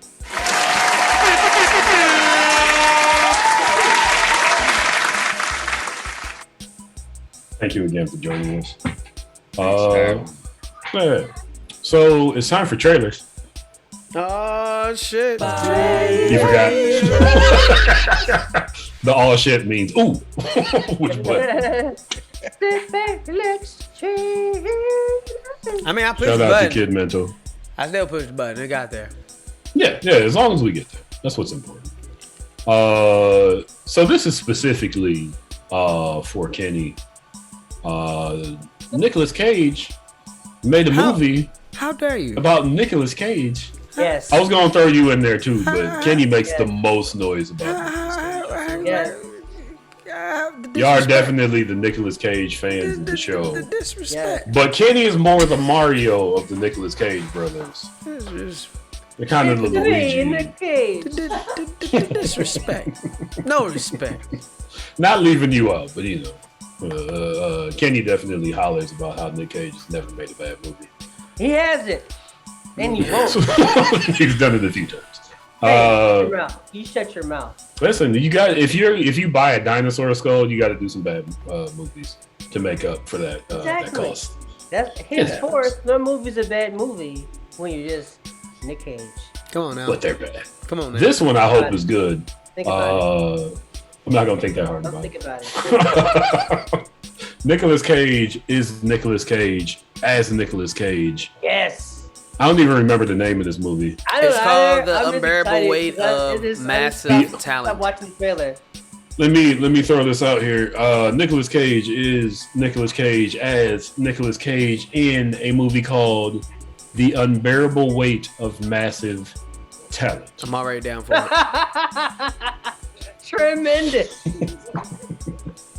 Let's get it. I feel like the older Nicolas Cage gets, the more he plays a parody of himself, the more I like Nicolas Cage. I can't be mad at this. No. I can't. Jean-Claude Van Damme made a movie about himself where he was a piece of shit. Nicolas Cage is like, listen, I'm fucking great. I'm making a movie about how great I am before I die and somebody fucks this up for me. I fully respect it. The Unbearable Weight of Massive Talent. We're going to talk about it after we watch the trailer. DJ Elokari, if you could hit us with that trailer. At the Sunset Tower for over a year. They love having me there. You owe them $600,000. Okay, I'm gonna deal with all that, but I'm gonna get this next role. And when I do, all of that changes. Period. Not that you would. Out there with the villain of the Matrix. Oh my God, I love you. He was so good in The Rock. What about Garden City? No, I'm 44 years old. Dave Chappelle was also good. Crudes too. He got thrown out of an airplane. We got another offer. What's it about? You head to southern Spain and you attend a wealthy gentleman's birthday party.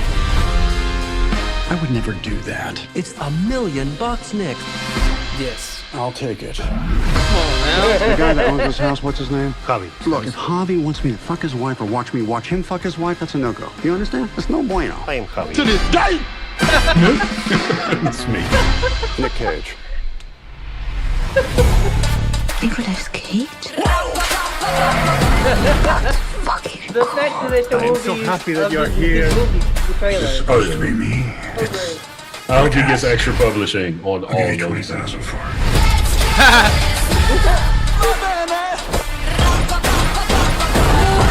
What have you got there? Divine inspiration. Drugs. I'm paranoid. Let's just get up on the count of 3 and run. They're coming! Grab my hand. You're heavier than you look. I have a very He's got to do that scream in every movie. I'll never forget you, Habs.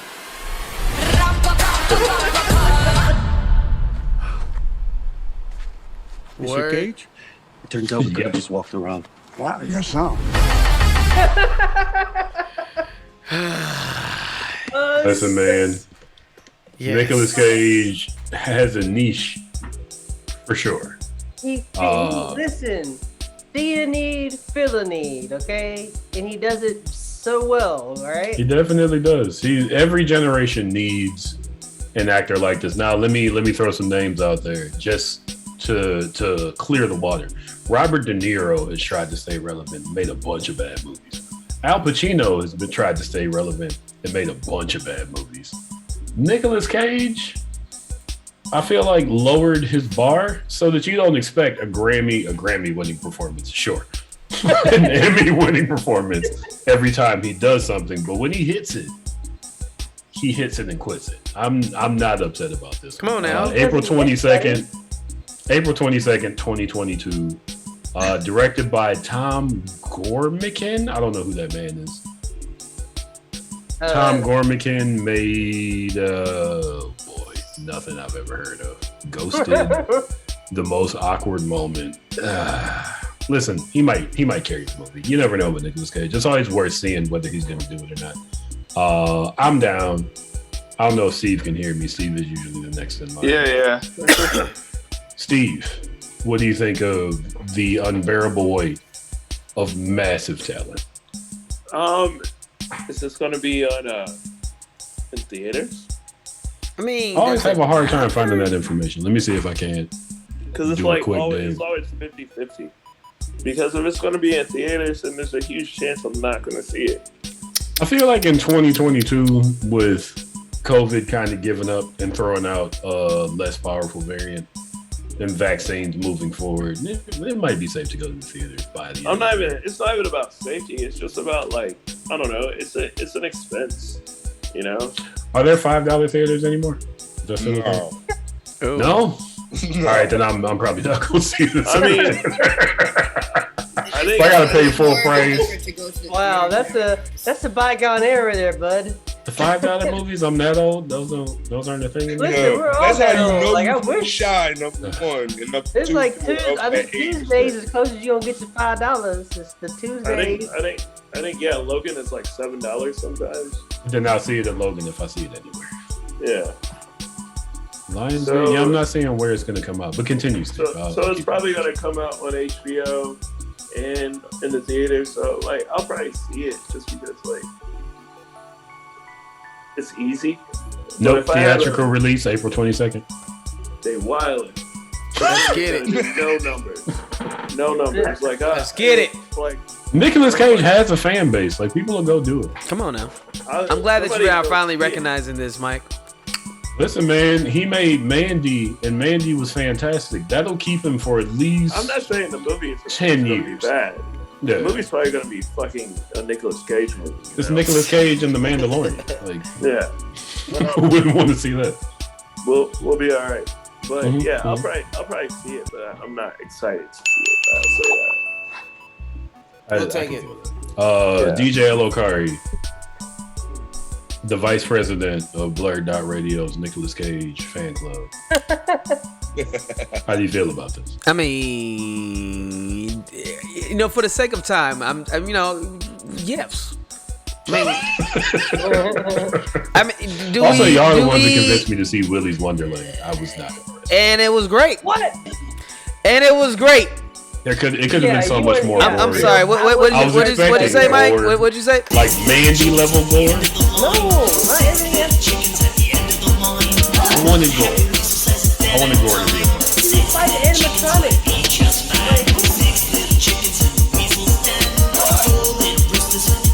This ain't 53. We got. Okay, yeah. So yeah, man. Of course.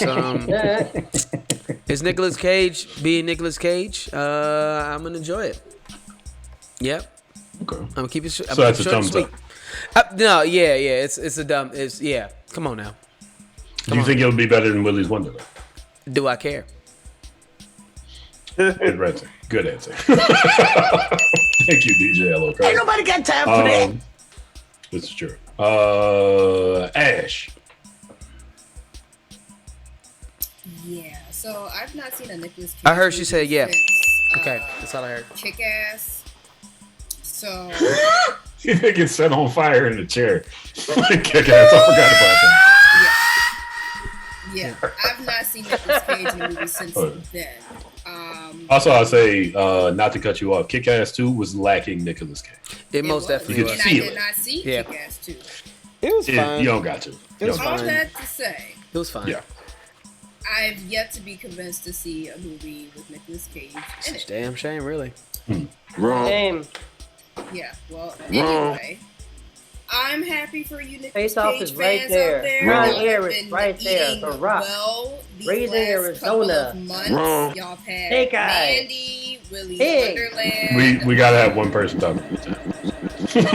Ash has Y'all the have had Willy's Wonderland, Mandy. I think there was some other movie that came out. Either way, y'all got at least one Nicolas Cage movie out a year. So, you know, y'all He does a lot. Maybe too much. No, Maybe too much. he has his job. Hold on. His job is to act, Mike. Paid, Mike, his job is to be an let actor. him hustle and let his fans eat. Y'all eating well. Y'all are happy with whatever this man puts out. I don't never hear nobody saying they didn't like a Nicolas Cage movie. Perfect. Because they were there for Nicolas Cage, and Nicolas Cage did the Nicolas Cageiest thing that he was paid to do. So I'm happy for y'all. But I'm just to this day. convinced. I'll say, Ash, that is a very... That's mature. It's very big of you. That was very mature. I mean, should be it's happy really for not. others. It's really not. Because I appreciate anyone who is a fan of something and they are getting what they want. Yes, for sure. You know, on a regular at that. And if nothing else, Nicolas Cage is giving his fans exactly what they want, no matter what movie he's in, no matter what genre it is. Come on, tell it. They are going for him. Fuck what the movie's about. Come on now. They just know Nicolas Cage is in it. So for this to essentially be him in like a meta kind of like scenario, it's like it can only be even better. So you know, y'all have fun with that. You know, even if you don't, you will. But nah, I'm gonna leave y'all to it. It's cool, man. You know what I mean? You know, it's a shame, really, but it's cool. Well, thank you, Ash. It's not a shame. And I said it's fine. I said it's cool. It's not. No, you said it was a shame, but it's not. Like it's not taken away from y'all. No. It's cool. You know, I can't miss what I never wanted. Listen, I've learned after, how long have we been a full cast? A year and a half? I'm not going to argue any Nicolas Cage stuff. It was at this moment that he I knew. mean, you really can't even say like these two won't. You can't even say it was a bad movie because Chase Bolling, they won't let us.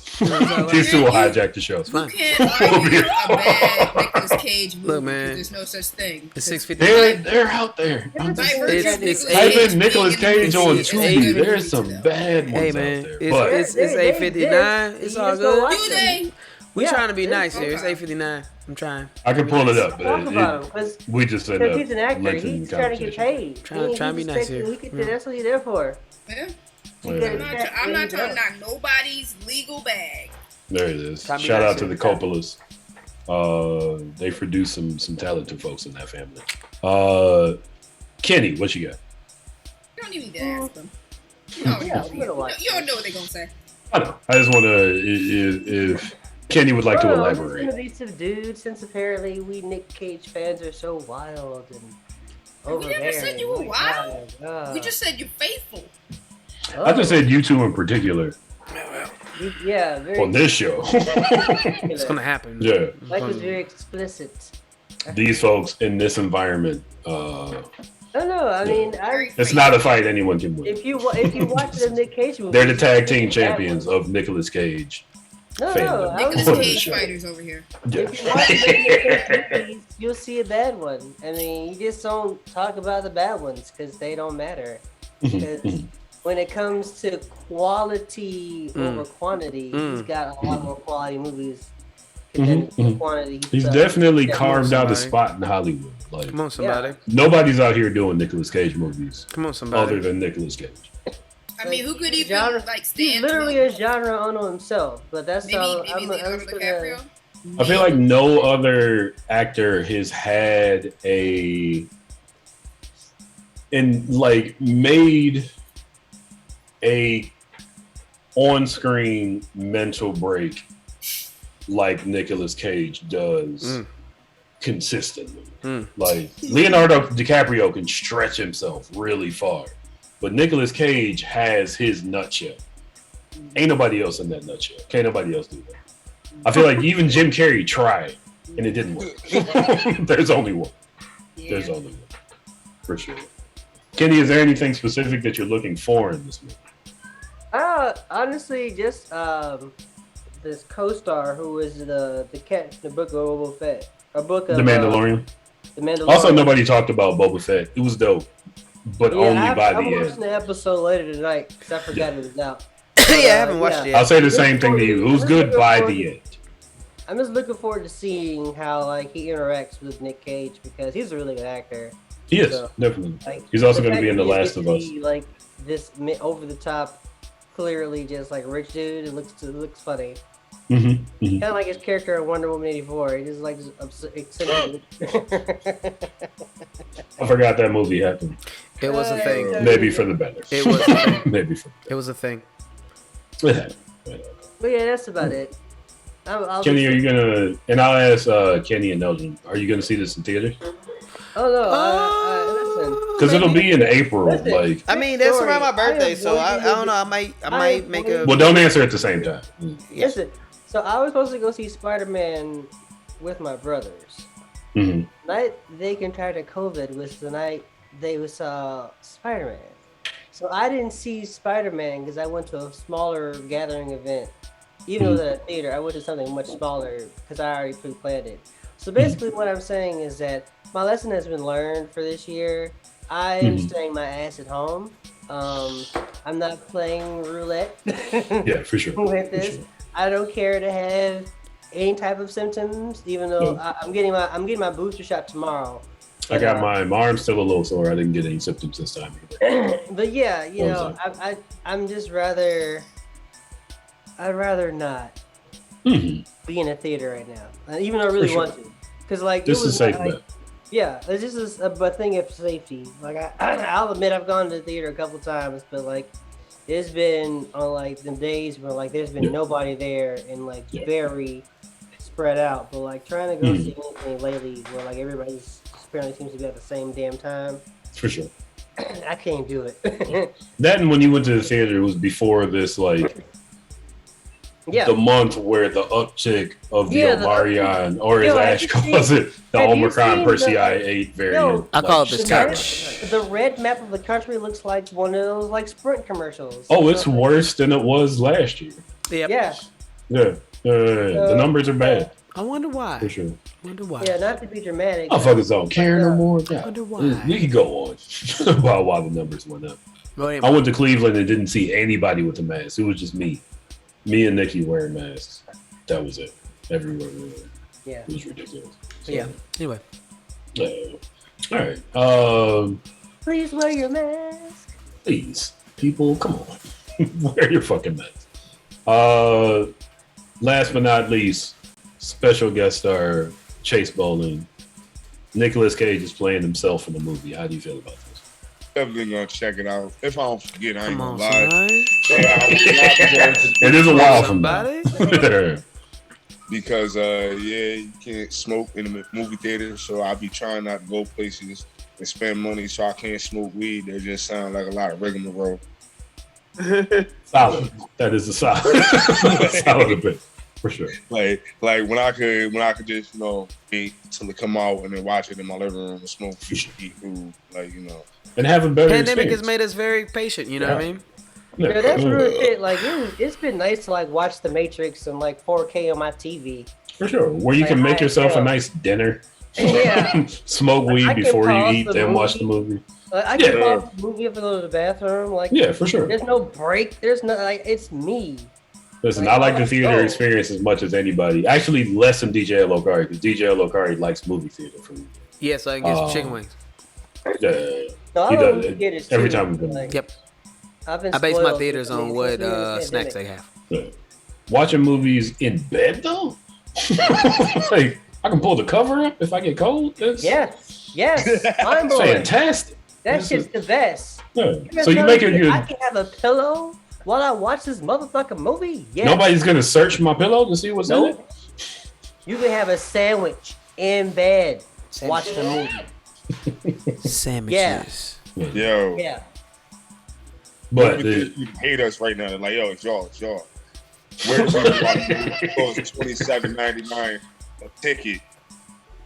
It's us, Kenny. Let's say, and Chase, you got a family, so that's I don't know how even bro, like, trips to the movies are a lot. Like, since my daughter been old enough, I'm not wasting my money like that, bro. I'm fucking around leaving her there. Like, this is $80. We ain't got enough to take you home. What? Yeah, bro. Like, nah, you gotta stay. You work here now. The popcorn machine works like this. Yeah, they got a little. We'll see you in a month. Yeah, nah, definitely. Like, I miss the movie theater, but the vibe not the same. And then there ain't really been nothing out that I couldn't watch at home that I really wanted to see. Sure. Like, I might have went to go see Doom, but Doom was on in the crib. It's HBO Max. I already paid for it. Why am I going to see it? Like, why am I going to see it in the theater? Like, people got to buy a lot more books before I started going to the movies for shits and giggles. I put it like For that. sure. For sure. You're not wrong. But you do want to see this eventually. Oh yeah, I definitely will check it out. Like, Nicolas Cage, like I am of the opinion that I haven't seen a Nicolas Cage movie. I was like, I want my life back. Like, you know what I'm saying? Come on now. You didn't see Mandy? Nah. Oh man, I bought Mandy on Amazon Prime. I have to really like a movie to buy it on Amazon Prime, or it has to be $3. I'll buy most movies for $3. But I bought Mandy because that movie is fantastic. Like, if a fan of horror movies in medieval combat, like, Nicolas Cage goes to a guy to get a weapon made so he can fight the villains in Mandy. Like, it's fantastic. Yeah, I'll check that out. Bill Duke is no. Because you know I live under a rock. Bill Duke is in it. Yes, Bill Duke is the man he gets his weapons from. And Yeah, they fucking loved it. Yes. Yo, Bill Duke is just a great narrator. Like, He is. He's so good at what he does, man. Yeah. He could do the Morgan Freeman if he wanted to. He really could. Honestly, real shit. He sure could. Shout out to Bill Duke. One of the oft forgotten gems in the movie Predator. Even in black movies, I feel like Bill Duke is a forgotten name. Doesn't get enough respect, but he's been around for a very long time. You know you fucked up, right? That was Bill Duke. You know you fucked up. You know you fucked up, right? You know you fucked up. Oh yeah. So Chase Bolling, that's eventually. Yeah, that's definitely, I'm gonna check it out. Okay. So that's mostly thumbs up here on BlurdDotRadio. Yep. Theaters. Probably not, but will we see it? Sure. At this point, DJ Lokari has another hit to hit you with. We're gonna go on a short music break, DJ Lokari. Yeah, we're going with one so we can try to keep it. I still haven't ate dinner yet. I'm hungry as shit. Well, so the DJ Lokari can eat dinner. We're gonna go on a short ride on the bus he drives. DJ Lokari, do you have any clues to what hit you gonna hit him with? Yeah, man. So we're gonna be checking out a new Lester Ray video called Trepe. Or Trepid? Something like that. Anyway, you're gonna enjoy it. We're gonna watch the shit. It's gonna be great. You'll find out what it's called. After that, we are going to. I don't have any liquor to do a shot with, but I do have another can of beer. So we'll do a toast. There it is. Jepson's Malord is represented by DJ L. O'Carr tonight. Shout out to Jepson's Malord. Sweet. And then we're gonna talk about this long ass trailer to the Batman. Let's get it. Stay tuned. BlurdDotRadio. We'll be back after this. BlurdDotRadio.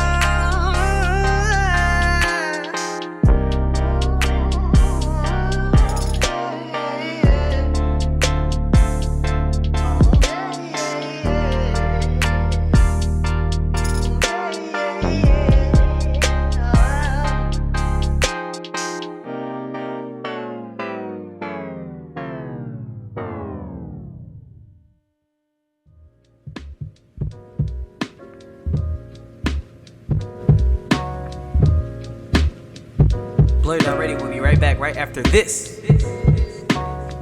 BlurdDotRadio.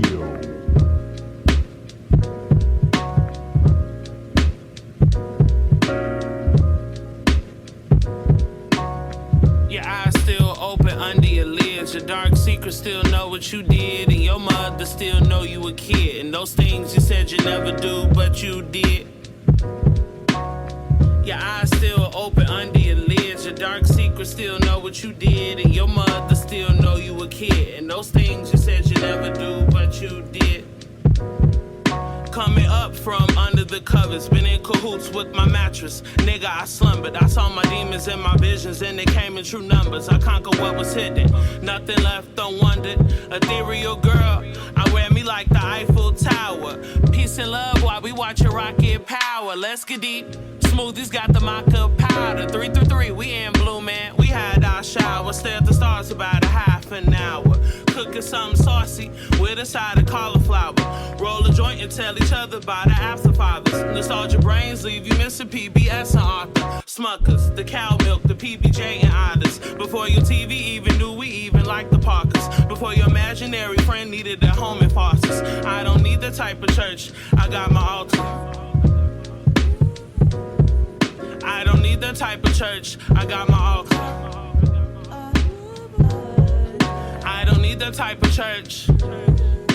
Your judgments of others show you where you falter. Stripped our sons bare and kidnapped our daughters. Gave them old books and poisoned all their water. Drug all the food and taxed all of their dollars. Elect KK and called them all our scholars. Killed all the shamans and gave you a doctor. Banished out Eve Mary, left your white father. You don't want freedom, so why even bother?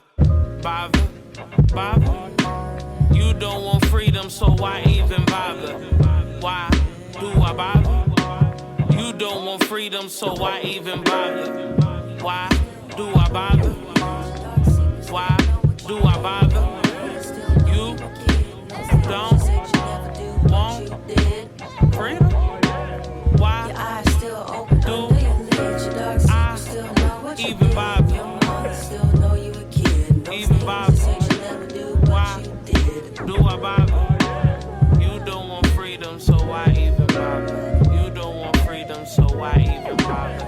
You don't want freedom. You don't want freedom. Why should a nigga bother? Why should your niggas bother you? Do you want it, huh? Do you want it, huh? Do you want freedom? And oh shit, it's too loud. Yeah, okay, there we go. And we are back. Without the feedback. Yeah. We're watching BlurdDotRadio. You are watching BlurdDotRadio. DJ Elokari just hit you with some hits. DJ Elokari, what hits did you hit him with? Yeah, man. So we started you off with a music video by Lester Ray, and I hope you guys all enjoyed it. It was pretty dope. Please check it out. Stay in tune with that amazing artist. And then we heard 3 p.m. by J Bambi. So yeah. J Bambi's IG is Oprah Gucci. It is most definitely Oprah Gucci. Please go check her out. Best IG in the world. Pretty great. Also, Oprah Gucci does really great tarot readings and stuff like that too. So, like, if you need someone, you know, for some good tarot readings, listen, folks. Chicago artists are very holistic. Yes, they do it all. They don't just do one thing. All the things. You know what I'm saying? So yeah. That's why DJ Elokari does like 85 things. I don't call him the hardest working DJ in Chicago for a joke. It's quite a bit. It really is. Quite a bit. Really is. But yeah. For sure. So, I'm your host for this evening. My name is Mike City. I'm joined by Steve. Hey, Steve. What? Steve, your camera ain't on. What? He knows his camera. What? Hardest working. Oh, you didn't know your camera's done? No. Oh, there we go. Yeah, it was definitely on. Hardest working DJ in the tri-state area, DJ Elokari. DJ Elokari. Most fashionable Blurred in the city, with maybe the cutest cat in all of Blurred podcasts. Yeah. Kenny is with us. Oh my God! Oh yeah, it's competition. Three of these folks own cats. Yeah. I mean, really, like just fuck. But only one of them falls asleep in the arms of his owner. Steve, what's your cat's name? I just always see you choking it up. I'm naming him choking. He's not choking it. Jesus Christ! Don't put that. It's always so aggressive the way you hold them. Because that's the cat trust test. If you hold a cat in the air and they're relaxed, then that cat trusts you. Oh yeah. You said his name is Noki? Mochi. Okay, oh, like so mochi balls. Mochi, Billy, and Troy. The order's reversed, I feel like. Troy is the leading cat.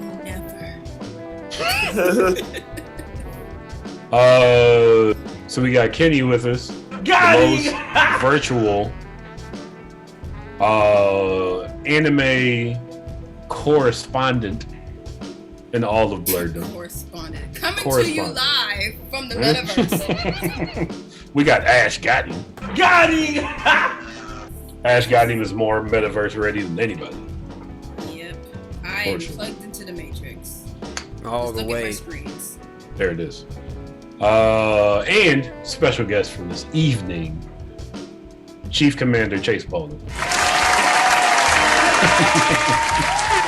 If you've ever read the Vanguard series, you understand why. The military know-how that goes into that book. Chief Commander, this guy right here. For sure. For sure. He's like, oh, it's my time. Mm-hmm. Troy's like, oh, Act 3? Down. Enter stage right. There it is. Stage left even. So, folks, we're going to do a shot, as we do every Sunday. Shout out to CH Distillery that gives us a bunch boxes of Jepson's Malort. Malort! And by us, you mean you. I mean, I got a bottle for you if you want. Don't act like this is being passed out to the whole crew. I mean, I got a bottle if you need it, if you ready. I don't. I mean, like, there's us, and then there's you and Mom. There's a difference. So, shout out to CH Distillery. Go to their Pilsen location. Ship them heavily. Wear your mask. Don't be a dick. They give us a bunch of Jepson's Malort. Let me see if I can remember this. Jepson's Malort has the full-bodied flavor, aroma of an unusual botanical. It's tasted savored by two-fisted drinkers. There you go. All right. All over the world. Proud of you. That's good. And we're gonna do the toast that I got from E40. My cat has obviously been on my desk while I was gone. That's nasty. Now, why my daddy always drinking this stuff? Jesus. Maybe cats love it. But the toast goes, I am not above you. I am not below you. I am right here with you. Cheers, folks.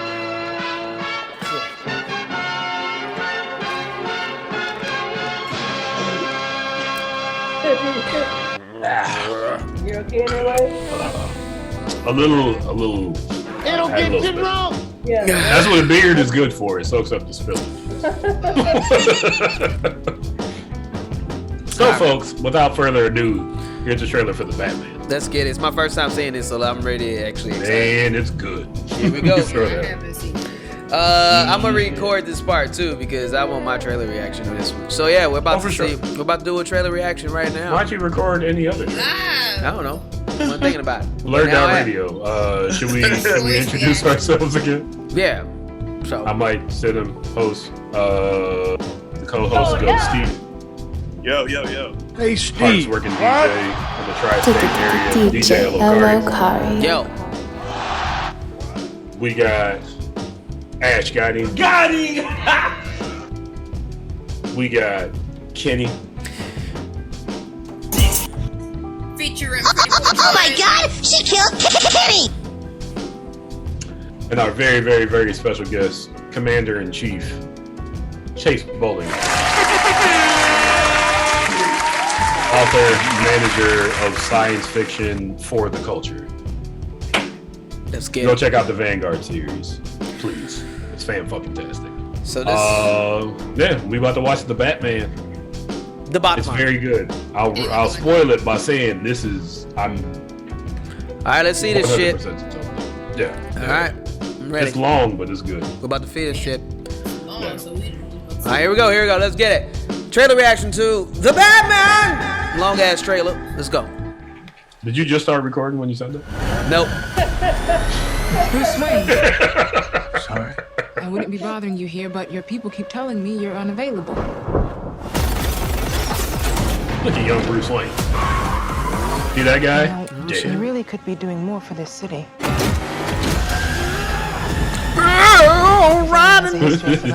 As far as I can tell, you're not doing anything. Look at the penguin. Who's playing the penguin? Really Colin Farrell. Yeah.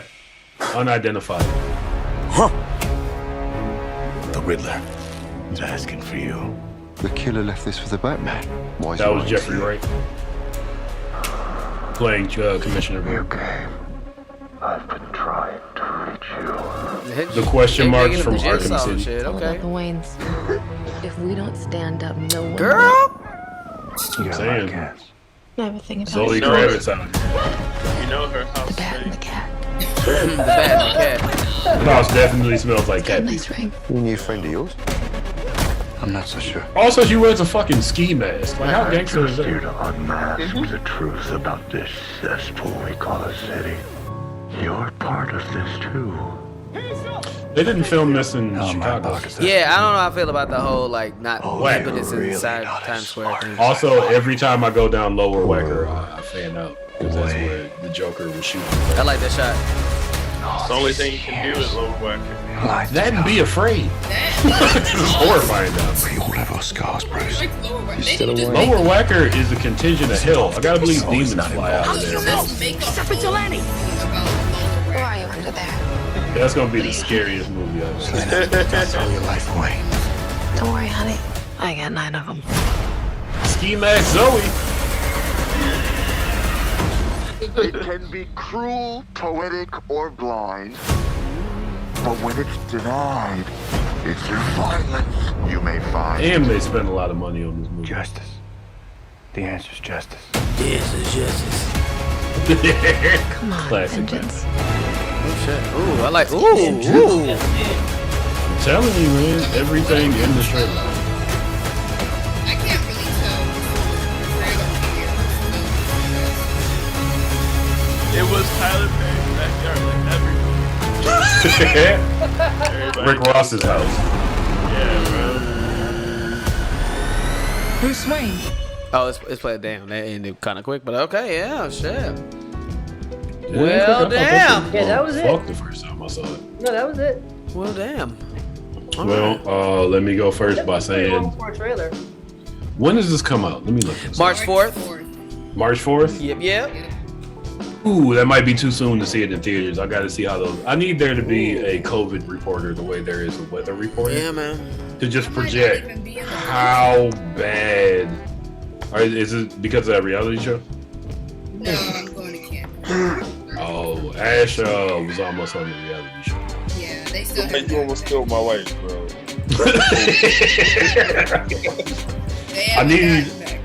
I need a COVID forecast to exist before I go to the theater to see the movie. But it might, maybe, or it might be worth buying a better TV. I mean, you can To rent watch it. out a theater. You can rent it out for just you and Nikki. How much money do you think I got? I don't got theater renting out money. One of them go I'll tell you what. Oh, I could rent out a theater now and not be able to pay my rent. True. Oh, yeah, one of the Or other. I could pay my rent. Priorities, my guy. Priorities. I can't There do you both. go. I can't live my life and rent out a theater. Make more art, Mike. Hurry up. God. Yeah. Sugar daddy. There's a lot more art coming. Also, fun fact, way of an aside, I got an art studio now. Nice. Lots of shit's about to come out. Congratulations. Awesome, dude. Awesome. Support Mike's art. It's really dope. It's great art. Send me I some like links. it. Elgin reposted me. It was fantastic. What's that? Also, by Send me KD as some well. links and I'll repost you stuff. I got you. Oh, definitely. For sure. Yeah, this For sure. household buys art, bro. So yeah, I'm mad you ain't put me on sooner. Okay. Yeah.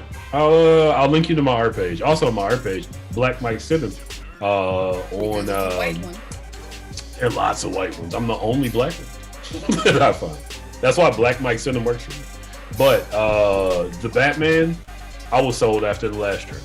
I'm one of those people who didn't think Heath Ledger would do a good job until I saw the trailer. Heath Ledger might be my favorite portrayal of a comic book character, period, other than like Thanos. I didn't think that Robert Pattinson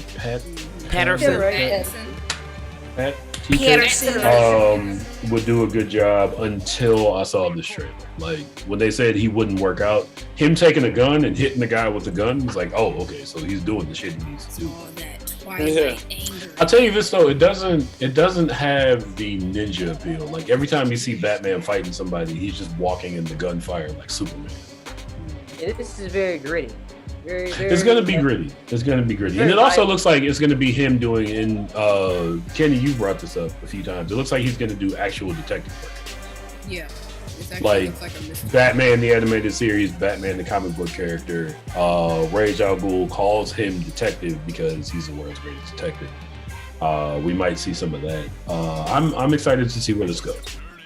100%. Like I'm all in. All the chips are pushed onto the table. Steve, what do you think of this? I mean, the second one's going to suck, or it's just not going to happen for some reason. That's like the second one, like the sequel to this. Yeah. So it's like. I mean, it might be okay then. But like, I don't want to get invested in another Batman series, and then like, by the third movie, I'm exhausted from it. Huh? I'd be okay with it. If they do one Batman movie in the series, that'd be a departure. So I wouldn't be mad at it. Yeah, if they only did one, I'd be like, yo, this is probably gonna be the greatest Batman ever. But it's gonna make money in this country. Yeah, and like, it's gonna be at least. I don't see Robert Pattinson becoming a member of the Justice League. You know what I mean? They are reformatting the Justice League, from what I hear. I mean, they have to now. You know, like everybody else's movies sucked before this. Like Flash movie is supposed to be, or the Flash movie is supposed to be the first in the new line of DC movies. Mind you, there was a point where I heard they said they weren't going to do attached. They weren't going to do a shared universe in DC anymore. Well, they'll probably just do Flashpoint and just bring it all together. Maybe. You know. Sure. Yeah, DC is trash, man. I'll watch this movie. It's probably gonna be fucking amazing. I want to point out, Steve's been saying that since day one. We started the show in 2016. I know. Hashtag DC is trash in Twitter. You'll see tweets from Steve at DC Comics. Yeah. They're so trash. Yo, and they treat their black writers like trash. So I didn't even need to know that. You know what I mean? Yeah, I need to hear it to know it. It seems that way. I've read whole articles on Screen Rant and other places about how they really do not treat their black writers well. So it's like, I believe it. But I watched Suicide Squad today. The Suicide Squad. I'm sorry.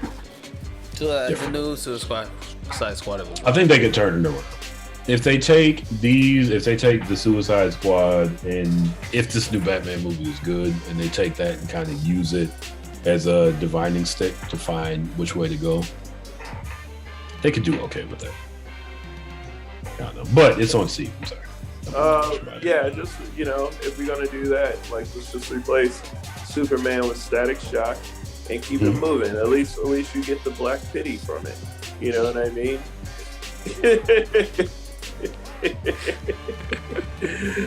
Exactly. I want you to know my brain went two ways. It was black pity or black penny, as in sign your penny on the renting card. No. Wow. Which I didn't know which way we Either were. way. If we're going in the Pootie Tang direction, I'm 100% down. Yeah, dude. It's gonna be okay. Yeah. But are you gonna go see it? Are you gonna try to see it in any alleged shape or form? I probably definitely am going to not leave my house to see this one, Jack. You know? Nope. You brought back Jack. Thank you, Steve. DJ Elokari, what you got for this? Yeah, man. I've been very on the fence about this particular movie. As in, okay, so I'm gonna be honest. I'm not excited for a new Batman. Like, I'm just being real. I'm not. I actually like Batfleck. Like, to be honest. I was about to say, I want to point out, because I should have done this earlier, DJ Elokari is the DC fan of BlurdDotRadio. Yeah, probably. Steve is the anti-DC fan. DJ Elokari is the DC fan. And that's cool. Like, I have no problem wearing that crown. You know, and actually one thing that I found out this year with doing a lot of, like, the reviewers' recaps of, like, their favorite movies of this year, I was surprised that so many people put the Snyderverse Justice League movies as one of their favorite movies of this year. I'm talking about like top reviewers. It was terrible. How dare they? Yo, I was surprised. I was surprised that a lot of people really fucked with that movie. Like, I'm talking about a lot of reviewers, a lot of like my favorite Jeremy Johns, a lot of my favorite like reviewers put that film as like their top 2 films of this. Really? Yeah, of this year. I was surprised. Like I didn't think People that like many it. people actually fucked with that movie as much as I did, but yeah, a lot of reviewers did. So I'll start off by saying that I was more excited about seeing where the Ben Affleck version of Batman was gonna go, and His last appearance is gonna be in Flashpoint. so yeah, we'll see. But I was really excited to see like where that Batman would go. This one, on the other hand, I am going to most definitely see it. The trailer, I would say, I don't know if it made me more or less excited about it. Really? Because I mean, I'm honest, like I like the first trailer and I like this one too. So it didn't make me more excited for it because I don't really know where the story necessarily is going to be going. Like this is one of those few movies where like the trailer literally just kind of just continue to push what I got from the first trailer. I just have more scenes and I'm more excited about seeing what the hell they're gonna do just in the movie itself. You know what I'm saying? Like DJ Alokari, real quick, because I don't know if you all know this. DJ Alokari, the DJ is not just named just because DJ Alokari also makes music. What do you think of the new Batman theme? I like it particularly. It's dun, dun, dun, dun. Yeah, I mean, like it's really like I'm saying, like I'm excited for it. The theme seems cool. You know what I mean? Anthony Serkis is in it playing Alfred. I mean, like it's so many things to like about this film. It's a younger Batman, you know. But I think also cynically, like what Steve said, I don't know if they would do a part 2. You know what I'm saying? Like, does this Robert Pattinson Batman have room for like a Robin and Nightwing and stuff like that? You know what I mean? Like I don't really do a Nightwing.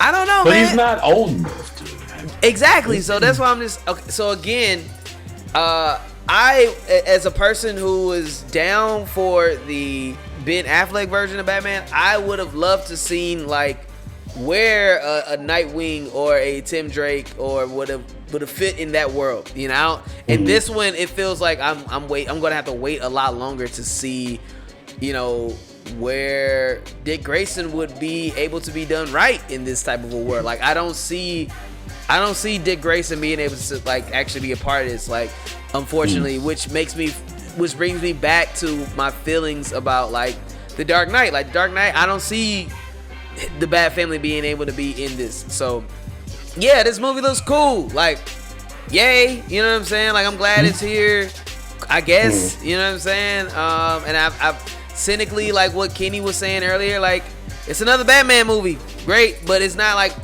the aspects of like the things that I really enjoy about the Batman that I would have loved to see being explored, and I thought we would have got in the Snyderverse. We would have probably got more information on that. But this is cool, you know what I mean? I'm gonna see it. I'm gonna watch it, like absolutely 100%. But I'm just also not as excited because I was more interested in what Zack Snyder's version of Justice League would have been doing. So it's cool though. I'm gonna most definitely 100% gonna watch it. So am I gonna watch it? Yes, absolutely. But also I'm not as excited as I could. Like it's because it's the aspect of Batman that I'm kind of exhausted of. You know. Yeah. Cool. Let me ask you this, and again, as the DC fan on the show, after they show Batman as a detective in a more violent Gotham, do you feel like there's any place else they could go in the movie with the character? 'Cause I feel like if you make a more violent, if you make a more comic, and not just comic, but like the darkest stories in the comic. Like it looks like they're combining the Riddler with the Hush story. Yeah. Which is a pretty dark story. Do you feel like there's another place another narrative they could put this character in? Because at this point they've covered all the bases, right? Yeah, I mean, I think if you want to go back to Two-Face again, I feel like that's something they can do again. But again, it's like, damn, another Two-Face story. You know what I'm saying? So I don't know. It's but like, then depending on how close they play it to Hush, like, yeah, Court of Owls would be dope. So Mike, this isn't really a Hush story. So this is a Riddler story. Yeah. So Scott Snyder wrote a 0-year story where Batman was in his first year being Batman, which is what this is. Mm-hmm. Basically, the Riddler essentially blacks out all of Gotham City. And the only way that basically Batman can save the city is by solving this like weird ass riddle that like nobody's ever able to solve. So I don't know if I know it's taking a lot from that, but I'm not sure how much it's going to take that exactly. But that's kind of the premise, is that Riddler has just kind of taken Gotham City under siege. Well, when we get to your turn, I want to ask you the same question that I asked Elgin. Like, where else could we go if this is the Batman? If we're getting Detective Batman over Dark Gotham City? I mean, really good fucking Ra's al Ghul story, I think, as well. I don't know. So it's a couple things I think they could do, in this grittier world. I'm really digging Catwoman, so, hey, this is... E-Mask Catwoman, I'm down. Yeah. If she wears black Air Force One, or even worse, black Reebok Classics, I'm 100%. Oh, no. DJ Elokari, did you have anything else to say before we transition? No, I'm gonna see it. That's it. Ash Gotti, how do you feel about this new Batman? Now that you've seen the longer trailer. I mean, I just take each Batman as its own self-contained story at this point. So I'm not kind of have to. I'm not even really concerned about there being a part 2. I'm just going to watch it for what it is. This is probably the first time I've seen a Riddler story outside of the Joe Schumacher one. And I like the Joe Schumacher ones. They were hilarious. So this will be interesting. We got a good Method Man song. It'll be good to see this played for like actual like seriousness, outside of the video games. So for what that is, a Riddler mystery action, cool. Will we get a part 2? Don't care, because DC is going to try to, rework it or try to work it into one major storyline. And to DJ's point, we really haven't seen them try to tackle the extended Bat family in live action. Like, not really. We don't. I mean, not in the movie. At best, and not since that weird Coolio race with the actress with Reese Witherspoon. Yeah. You don't need. The most we've gotten was like when they kind of hinted at it at the end of the last Batman trilogy. Oh, with Robin. Yeah, they kind of hinted at that. Yo, my face just went real straight when that shit. Like, what's your name, Robin? Shut your ass. Right. Joseph Gordon-Levitt? Yeah. So that was also like the last big screen movie he was in. Them showing a Robin suit destroyed, and Catwoman has shown up many a times. But outside of the 60s TV show, we've not seen Robin actually been shown as like a force, like an actual partner in the drama that just comes out of being a part of the Bat family. Like outside of the Schumacher version. Yeah, and even then, yeah. Like we have to ignore the Schumacher one just for sake of like. Don't have to. One. They were decent. You don't. I like it, but like in terms of like the new like renaissance that Batman went through, like when they try to move away from the camp, is what I mean. Moving away from the camp for whatever reason, they just thought that having him have a partner would not work. I don't understand why. I feel like a lot of the best drama from the comics has come from just his dynamic of trying to balance being like a father figure, but also like a partner in the field kind of thing. Like also, his kids get killed all the time. Yeah, man. Yeah, like, I want to see those. His partners don't make it. I want to see those stories personally. Like, I want to see that human drama of him trying to be a father figure kind of thing. Like, there's a lot that could be explored there. I hope they explore it in other movies. It does not have to be a sequel to The Batman, since this is a prequel. See, that's what they do with Titan. Yeah, this. Well, that's what I heard. Like, I heard a lot of the. So Batman Return to the Joker and Batman Beyond and Batman. I still haven't. They've done it animated. Animated. Again, we're talking live action. We've not seen them do like the big screen. They touch on it a little bit in like the series, But again, live action, big screen, they haven't really done it. I feel like they're missing out on that dramatic aspect. Definitely. But yeah, for what it is, you know, I think I'll probably enjoy it well enough. I don't look at any actor and think, oh, they're not going to be a good whatever until I see them do it. Like outside of like maybe voice acting, will I like off the bat be like, no, that voice don't work for this character. But in terms of who they are going to be portraying on the screen, again, like a lot of people did with Heath Ledger, it's like just let him try first before you say no. Like his job is to act and take on a new persona outside of. Boy, didn't he do the shit out of that? You know, so yeah. Will I go to theaters for it? Play March. Like I said, I might be out of the country.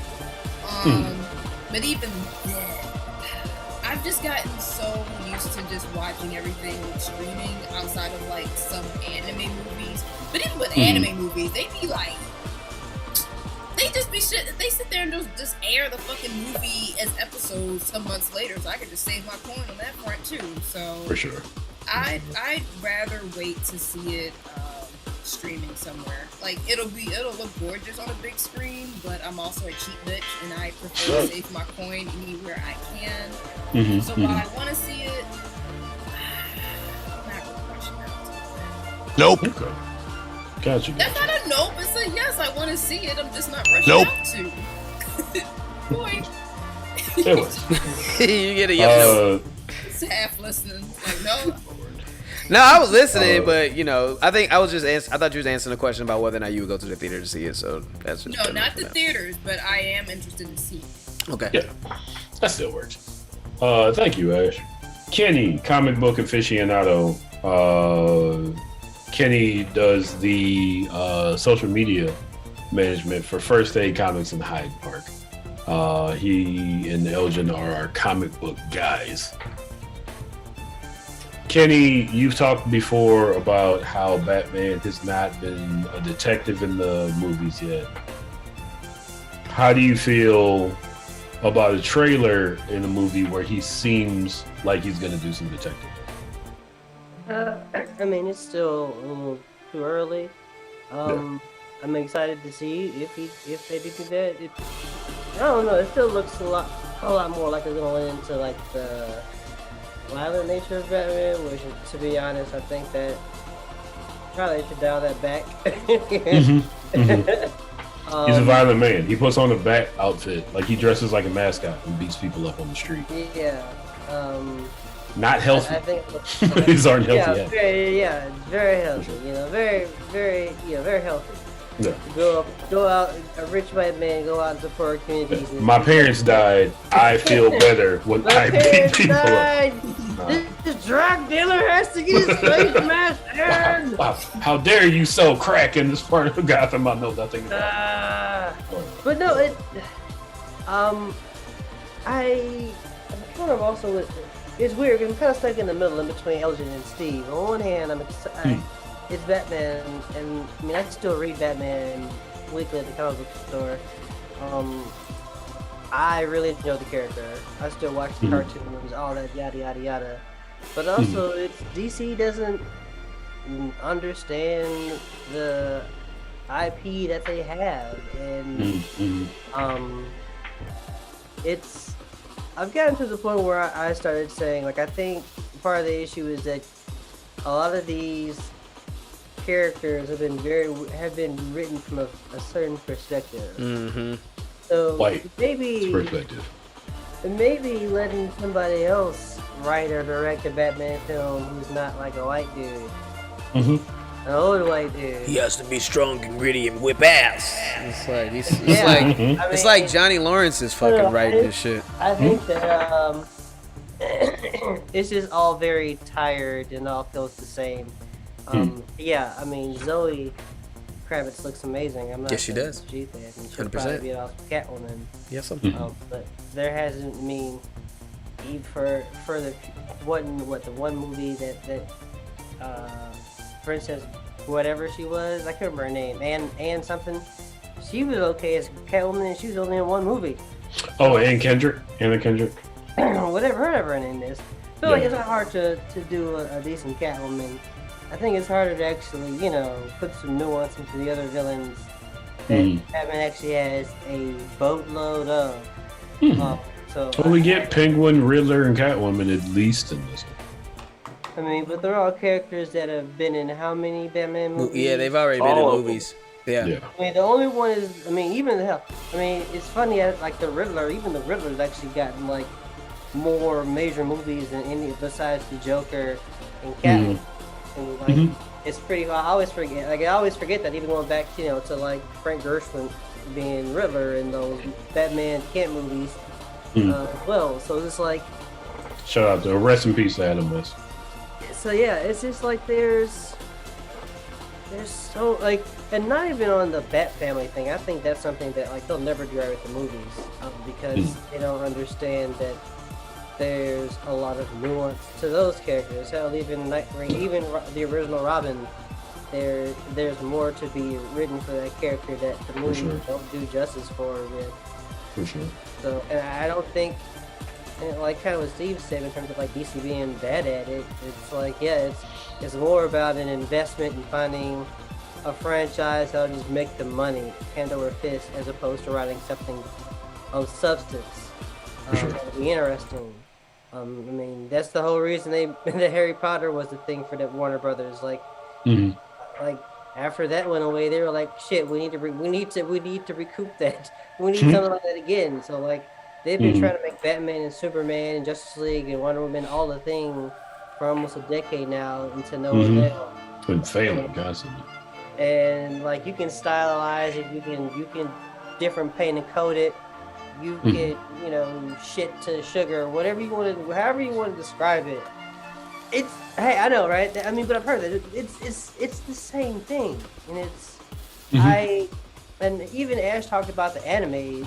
The animation ones have been lacking too. So I don't know how much. For a long time. In animation lately, I mean, it's so funny. Like the one thing that like I don't watch the TV shows or the HBO Maxes now since the DC network went away. But like Titan seems to be the only thing that like has really stood the test of like being a consistent DC show. I mean, hell, even Flash. That shit's Doom terrible. Patrol, right? The TV show Doom Flash Patrol only had one CW season.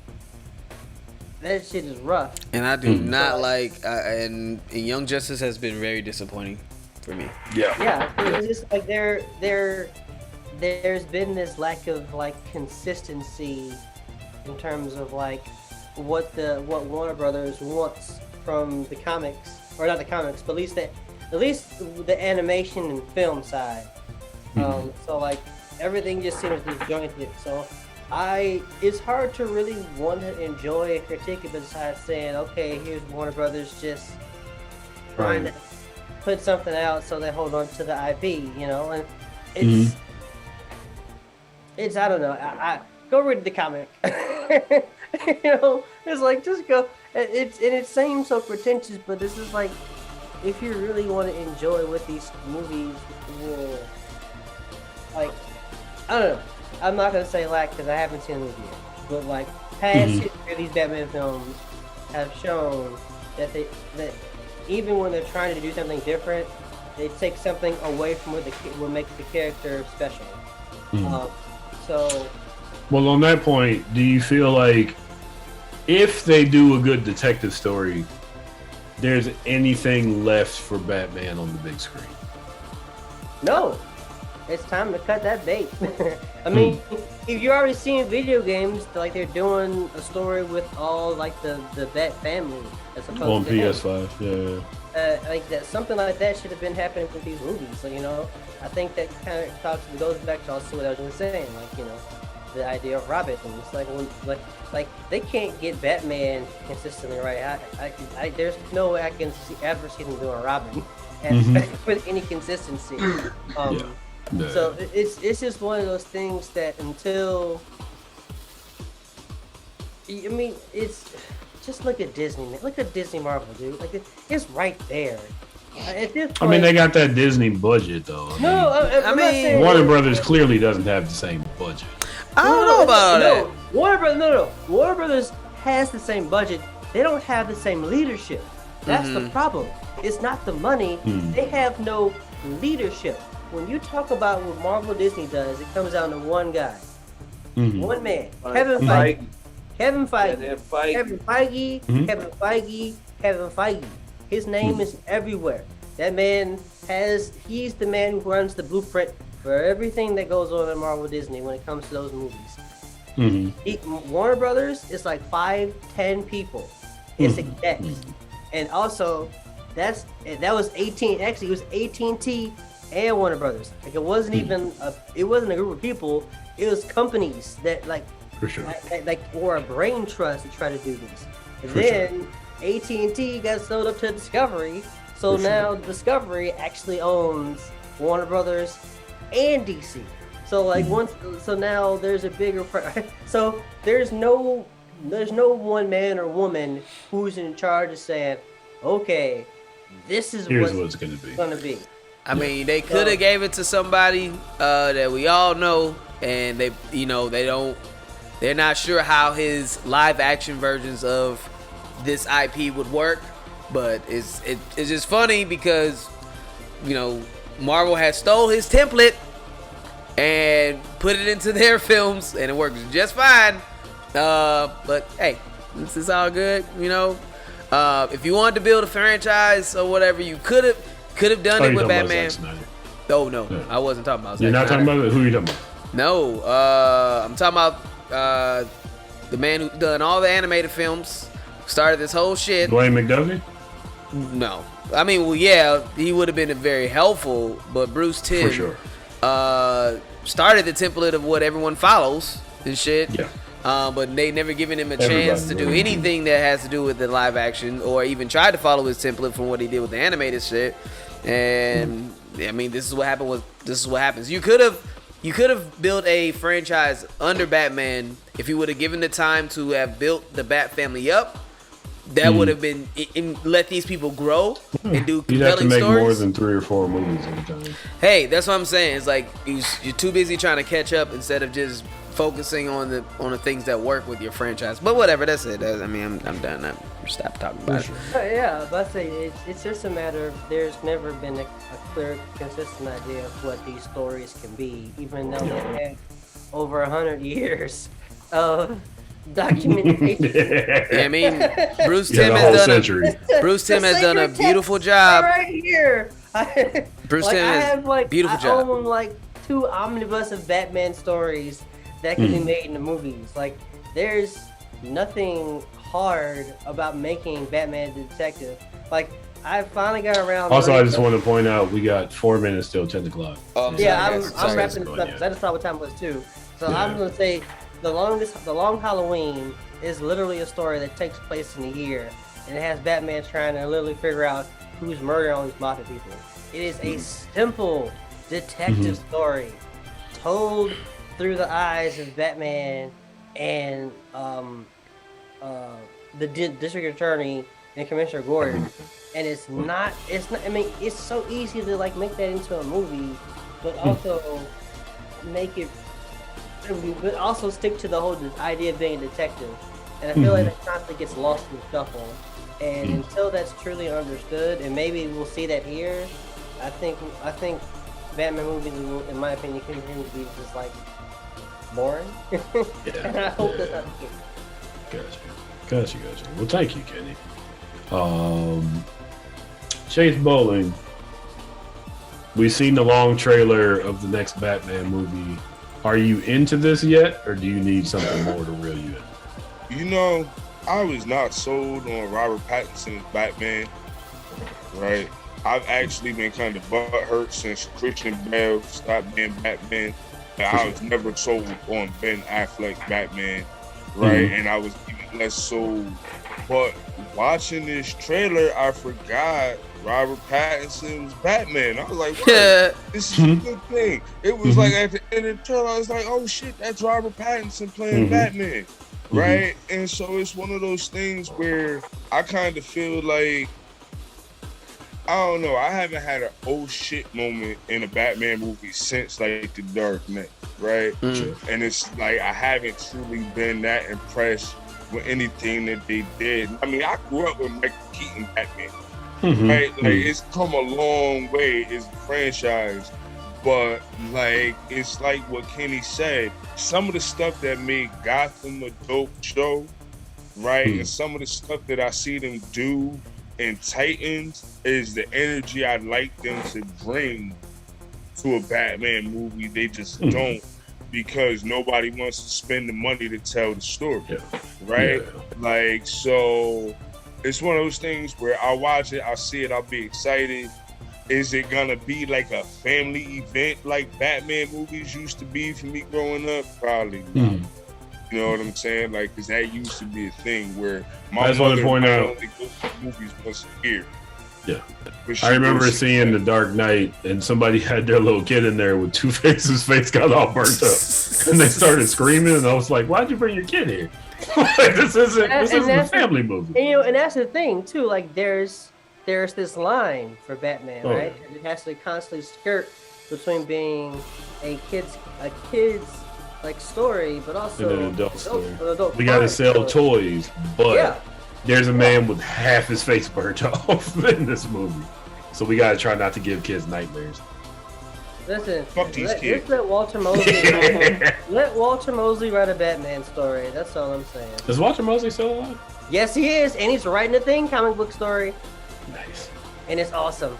I've got a few Walter Mosley books. I also bought a few that got stolen from my mail. Ooh. I don't understand. I hope they're enjoying those books. White Butterfly is great. Somebody stealing the book. Yeah. I mean, you can be mad.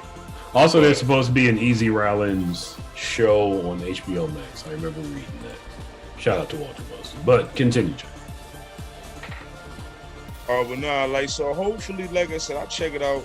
Like, I feel like it's gonna be worth watching, right? Can't nothing be bad as Wonder Woman 1984. Damn. Right? So that's a low bar. I feel like my bar with DC movies is set very low.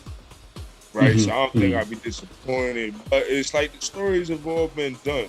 Like, it'll be dope to see Catwoman again, like all of that. But I really, like I said, I'm a fan of the Titans show. And to me, that's gone in such a different kind of direction and brought it such fresh light. Everything feels stale now when it comes to Batman. Like, but could you ever have a whole departure to do something new? I don't think you could, not with Batman. Yeah, because it's been done so many times. So very many. Like Kenny said, the sacred text, we got 100 years of Batman and there's stories that haven't there. Yeah. So it's like, it's one of those things where it's like, I feel like you're not, I don't know. People try to reinvent the wheel and ain't got to. Say that again? Yeah, people try to reinvent the wheel and they don't have to. Remember, they tried to get The Rock to play Hercules. We talking about how long Batman's been around. Hercules has been around for thousands of years, and they tried to remake that. I don't think that did work. That's true. Like, they definitely, we do retell the same legends. We repackage it, and it'll be funny 3,000 years from now. Them repackaging Batman, like we repackage the savior of mankind, like that. Like that would be funny. But like, yeah, nah, it's one of those things where I'm not excited for it like I would be for a Marvel movie, but I feel like I'm just heavily prejudiced against DC. Like I said, I know that they don't treat their black writers the best, like especially on the comic side, and it's just like, I don't want to give you all my money like that. Perfect. Like, you know what I'm saying? Like, especially when you know, how you just not gonna show love to the guy that gave it Static Shock, bro? It was a big deal. And it's like, there deal. are new things that we could do. There's stuff that we could do with DC. But DC refuses to do the work. And it's just like, I don't know, Steve's pessimism is caught on. Spreading pessimism throughout the globe. Yes. Like a fog. So, folks, Batman, March 4th, 2022. Maybe theaters will be safe to go to. Maybe this movie will be worth it. We'll have to wait and see. But we're at the point where we're gonna wrap up the show. Kenny, what's the segment we're gonna wrap up the show with? Troy, shut your murmur down. Look at Troy. He's looking up at you right now.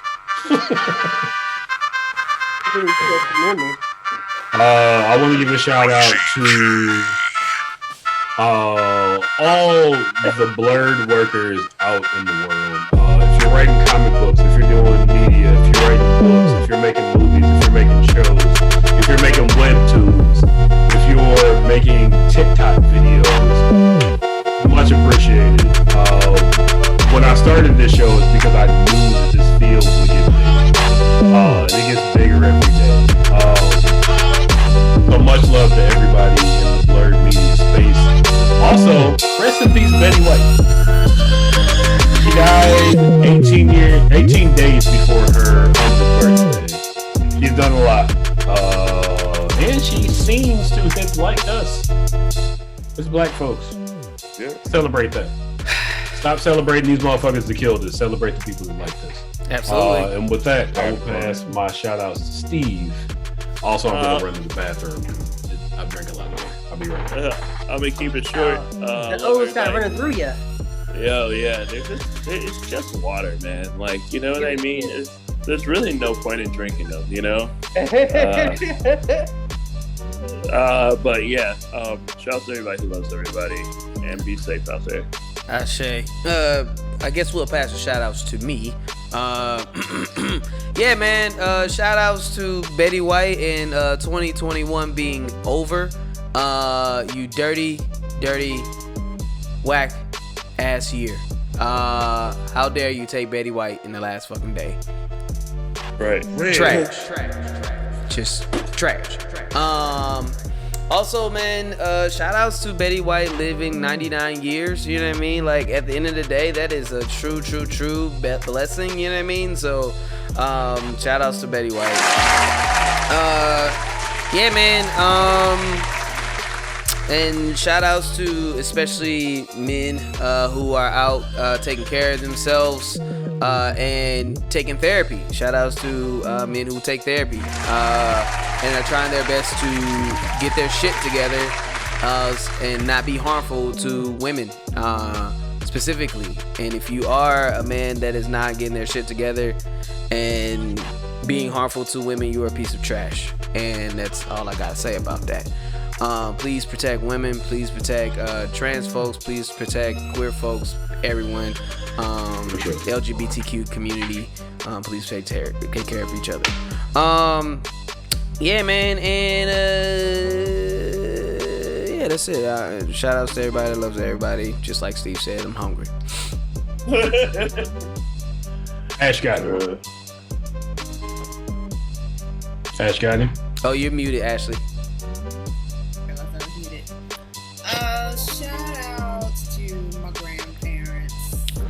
Betty White just decided to check out at 99 when everything was looking all good. Just made me be like, yo, it just reminds me, like, my grandparents, they're not gonna be here forever. I hate that. Yeah, man. But, you know, they're still alive and kicking. They actually came down for New Year's. So I was hanging out with them prior to the podcast. So. Oh, nice. Yeah, so I'm trying to take in every moment I can to see them when I can see them. Do that. And yeah, I'm hoping I can get a good 99 years out of them. Plus, you know, if I'm blessed. My granny made it to 101. I'm saying, man, it can happen. But you know, sometimes God got a sense of humor, and you know, when it's time for you to go, you just gonna go. So. You know, cherish the times you have with those that you care for in your life, and make sure they know that you love them. For sure. Thank you, Ash. Kenny. You're muted, bro.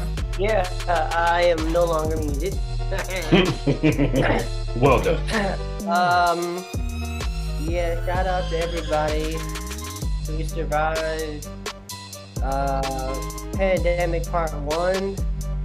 It's time to survive Pandemic Part 2, niggas. Just kidding. I feel like we're in Pandemic Part 3 because it started. Is it Part 3? It's part It was 3. March of 2020. I remember March 18th, 2020 is when shit shut down. Oh, we are. So wait, we in the third? We in the trilogy already? We in the third trimester. We are in are the we? trilogy. All right. Let's take the COVID to the volcano. Yeah, it'll be 2 years and Let's take the COVID to the volcano. Is that what we're doing? Yeah, we're throw it Throw it in. into the fire.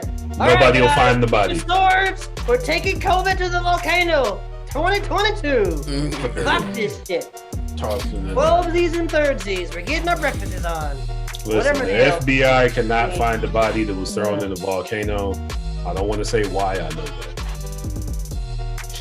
Yeah. Thanks. Anyway, smoke a lot of weed. Stay out of trouble. Wear masks.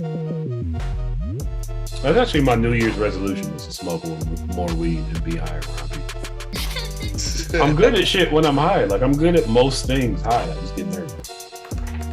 Well, thank you, Ken. That's common. A lot of people are very proficient while they're high. I just suck at talking to people. Like, everything else. I could probably build a garage high, but I can't talk to people about what I just did. You know?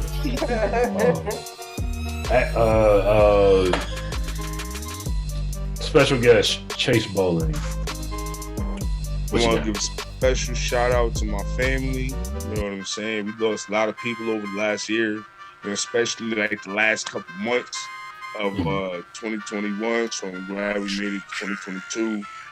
Shout out to everybody still standing, still breathing, still striving. Right? If you made it, you survived. You're here for a reason. So celebrate that. Special shout out to Wahida Clark, Kevin Macklin with Prince of Ruins coming out February 8th, day after my birthday. Hey. Shout out to Zed Amadeo, the granddaughter of legendary Jimi Hendrix, and her debut novel Resurrection. You know what I'm saying? So y'all check us out. Thank you very much. Shout out to y'all, BlurdDotRadio. I love being here. Thank you so much for having me. BlurdDotRadio. Much appreciated. So folks, this ends this episode of BlurdDotRadio. Check us out next Sunday, 7:30 to 9:30 Central Standard Time, when our guest will be DJ Benita Appleblunt. Until then, love, peace, hair grease, wear your fucking mask, and act like a decent human being. BlurdDotRadio. See you guys. BlurdDotRadio.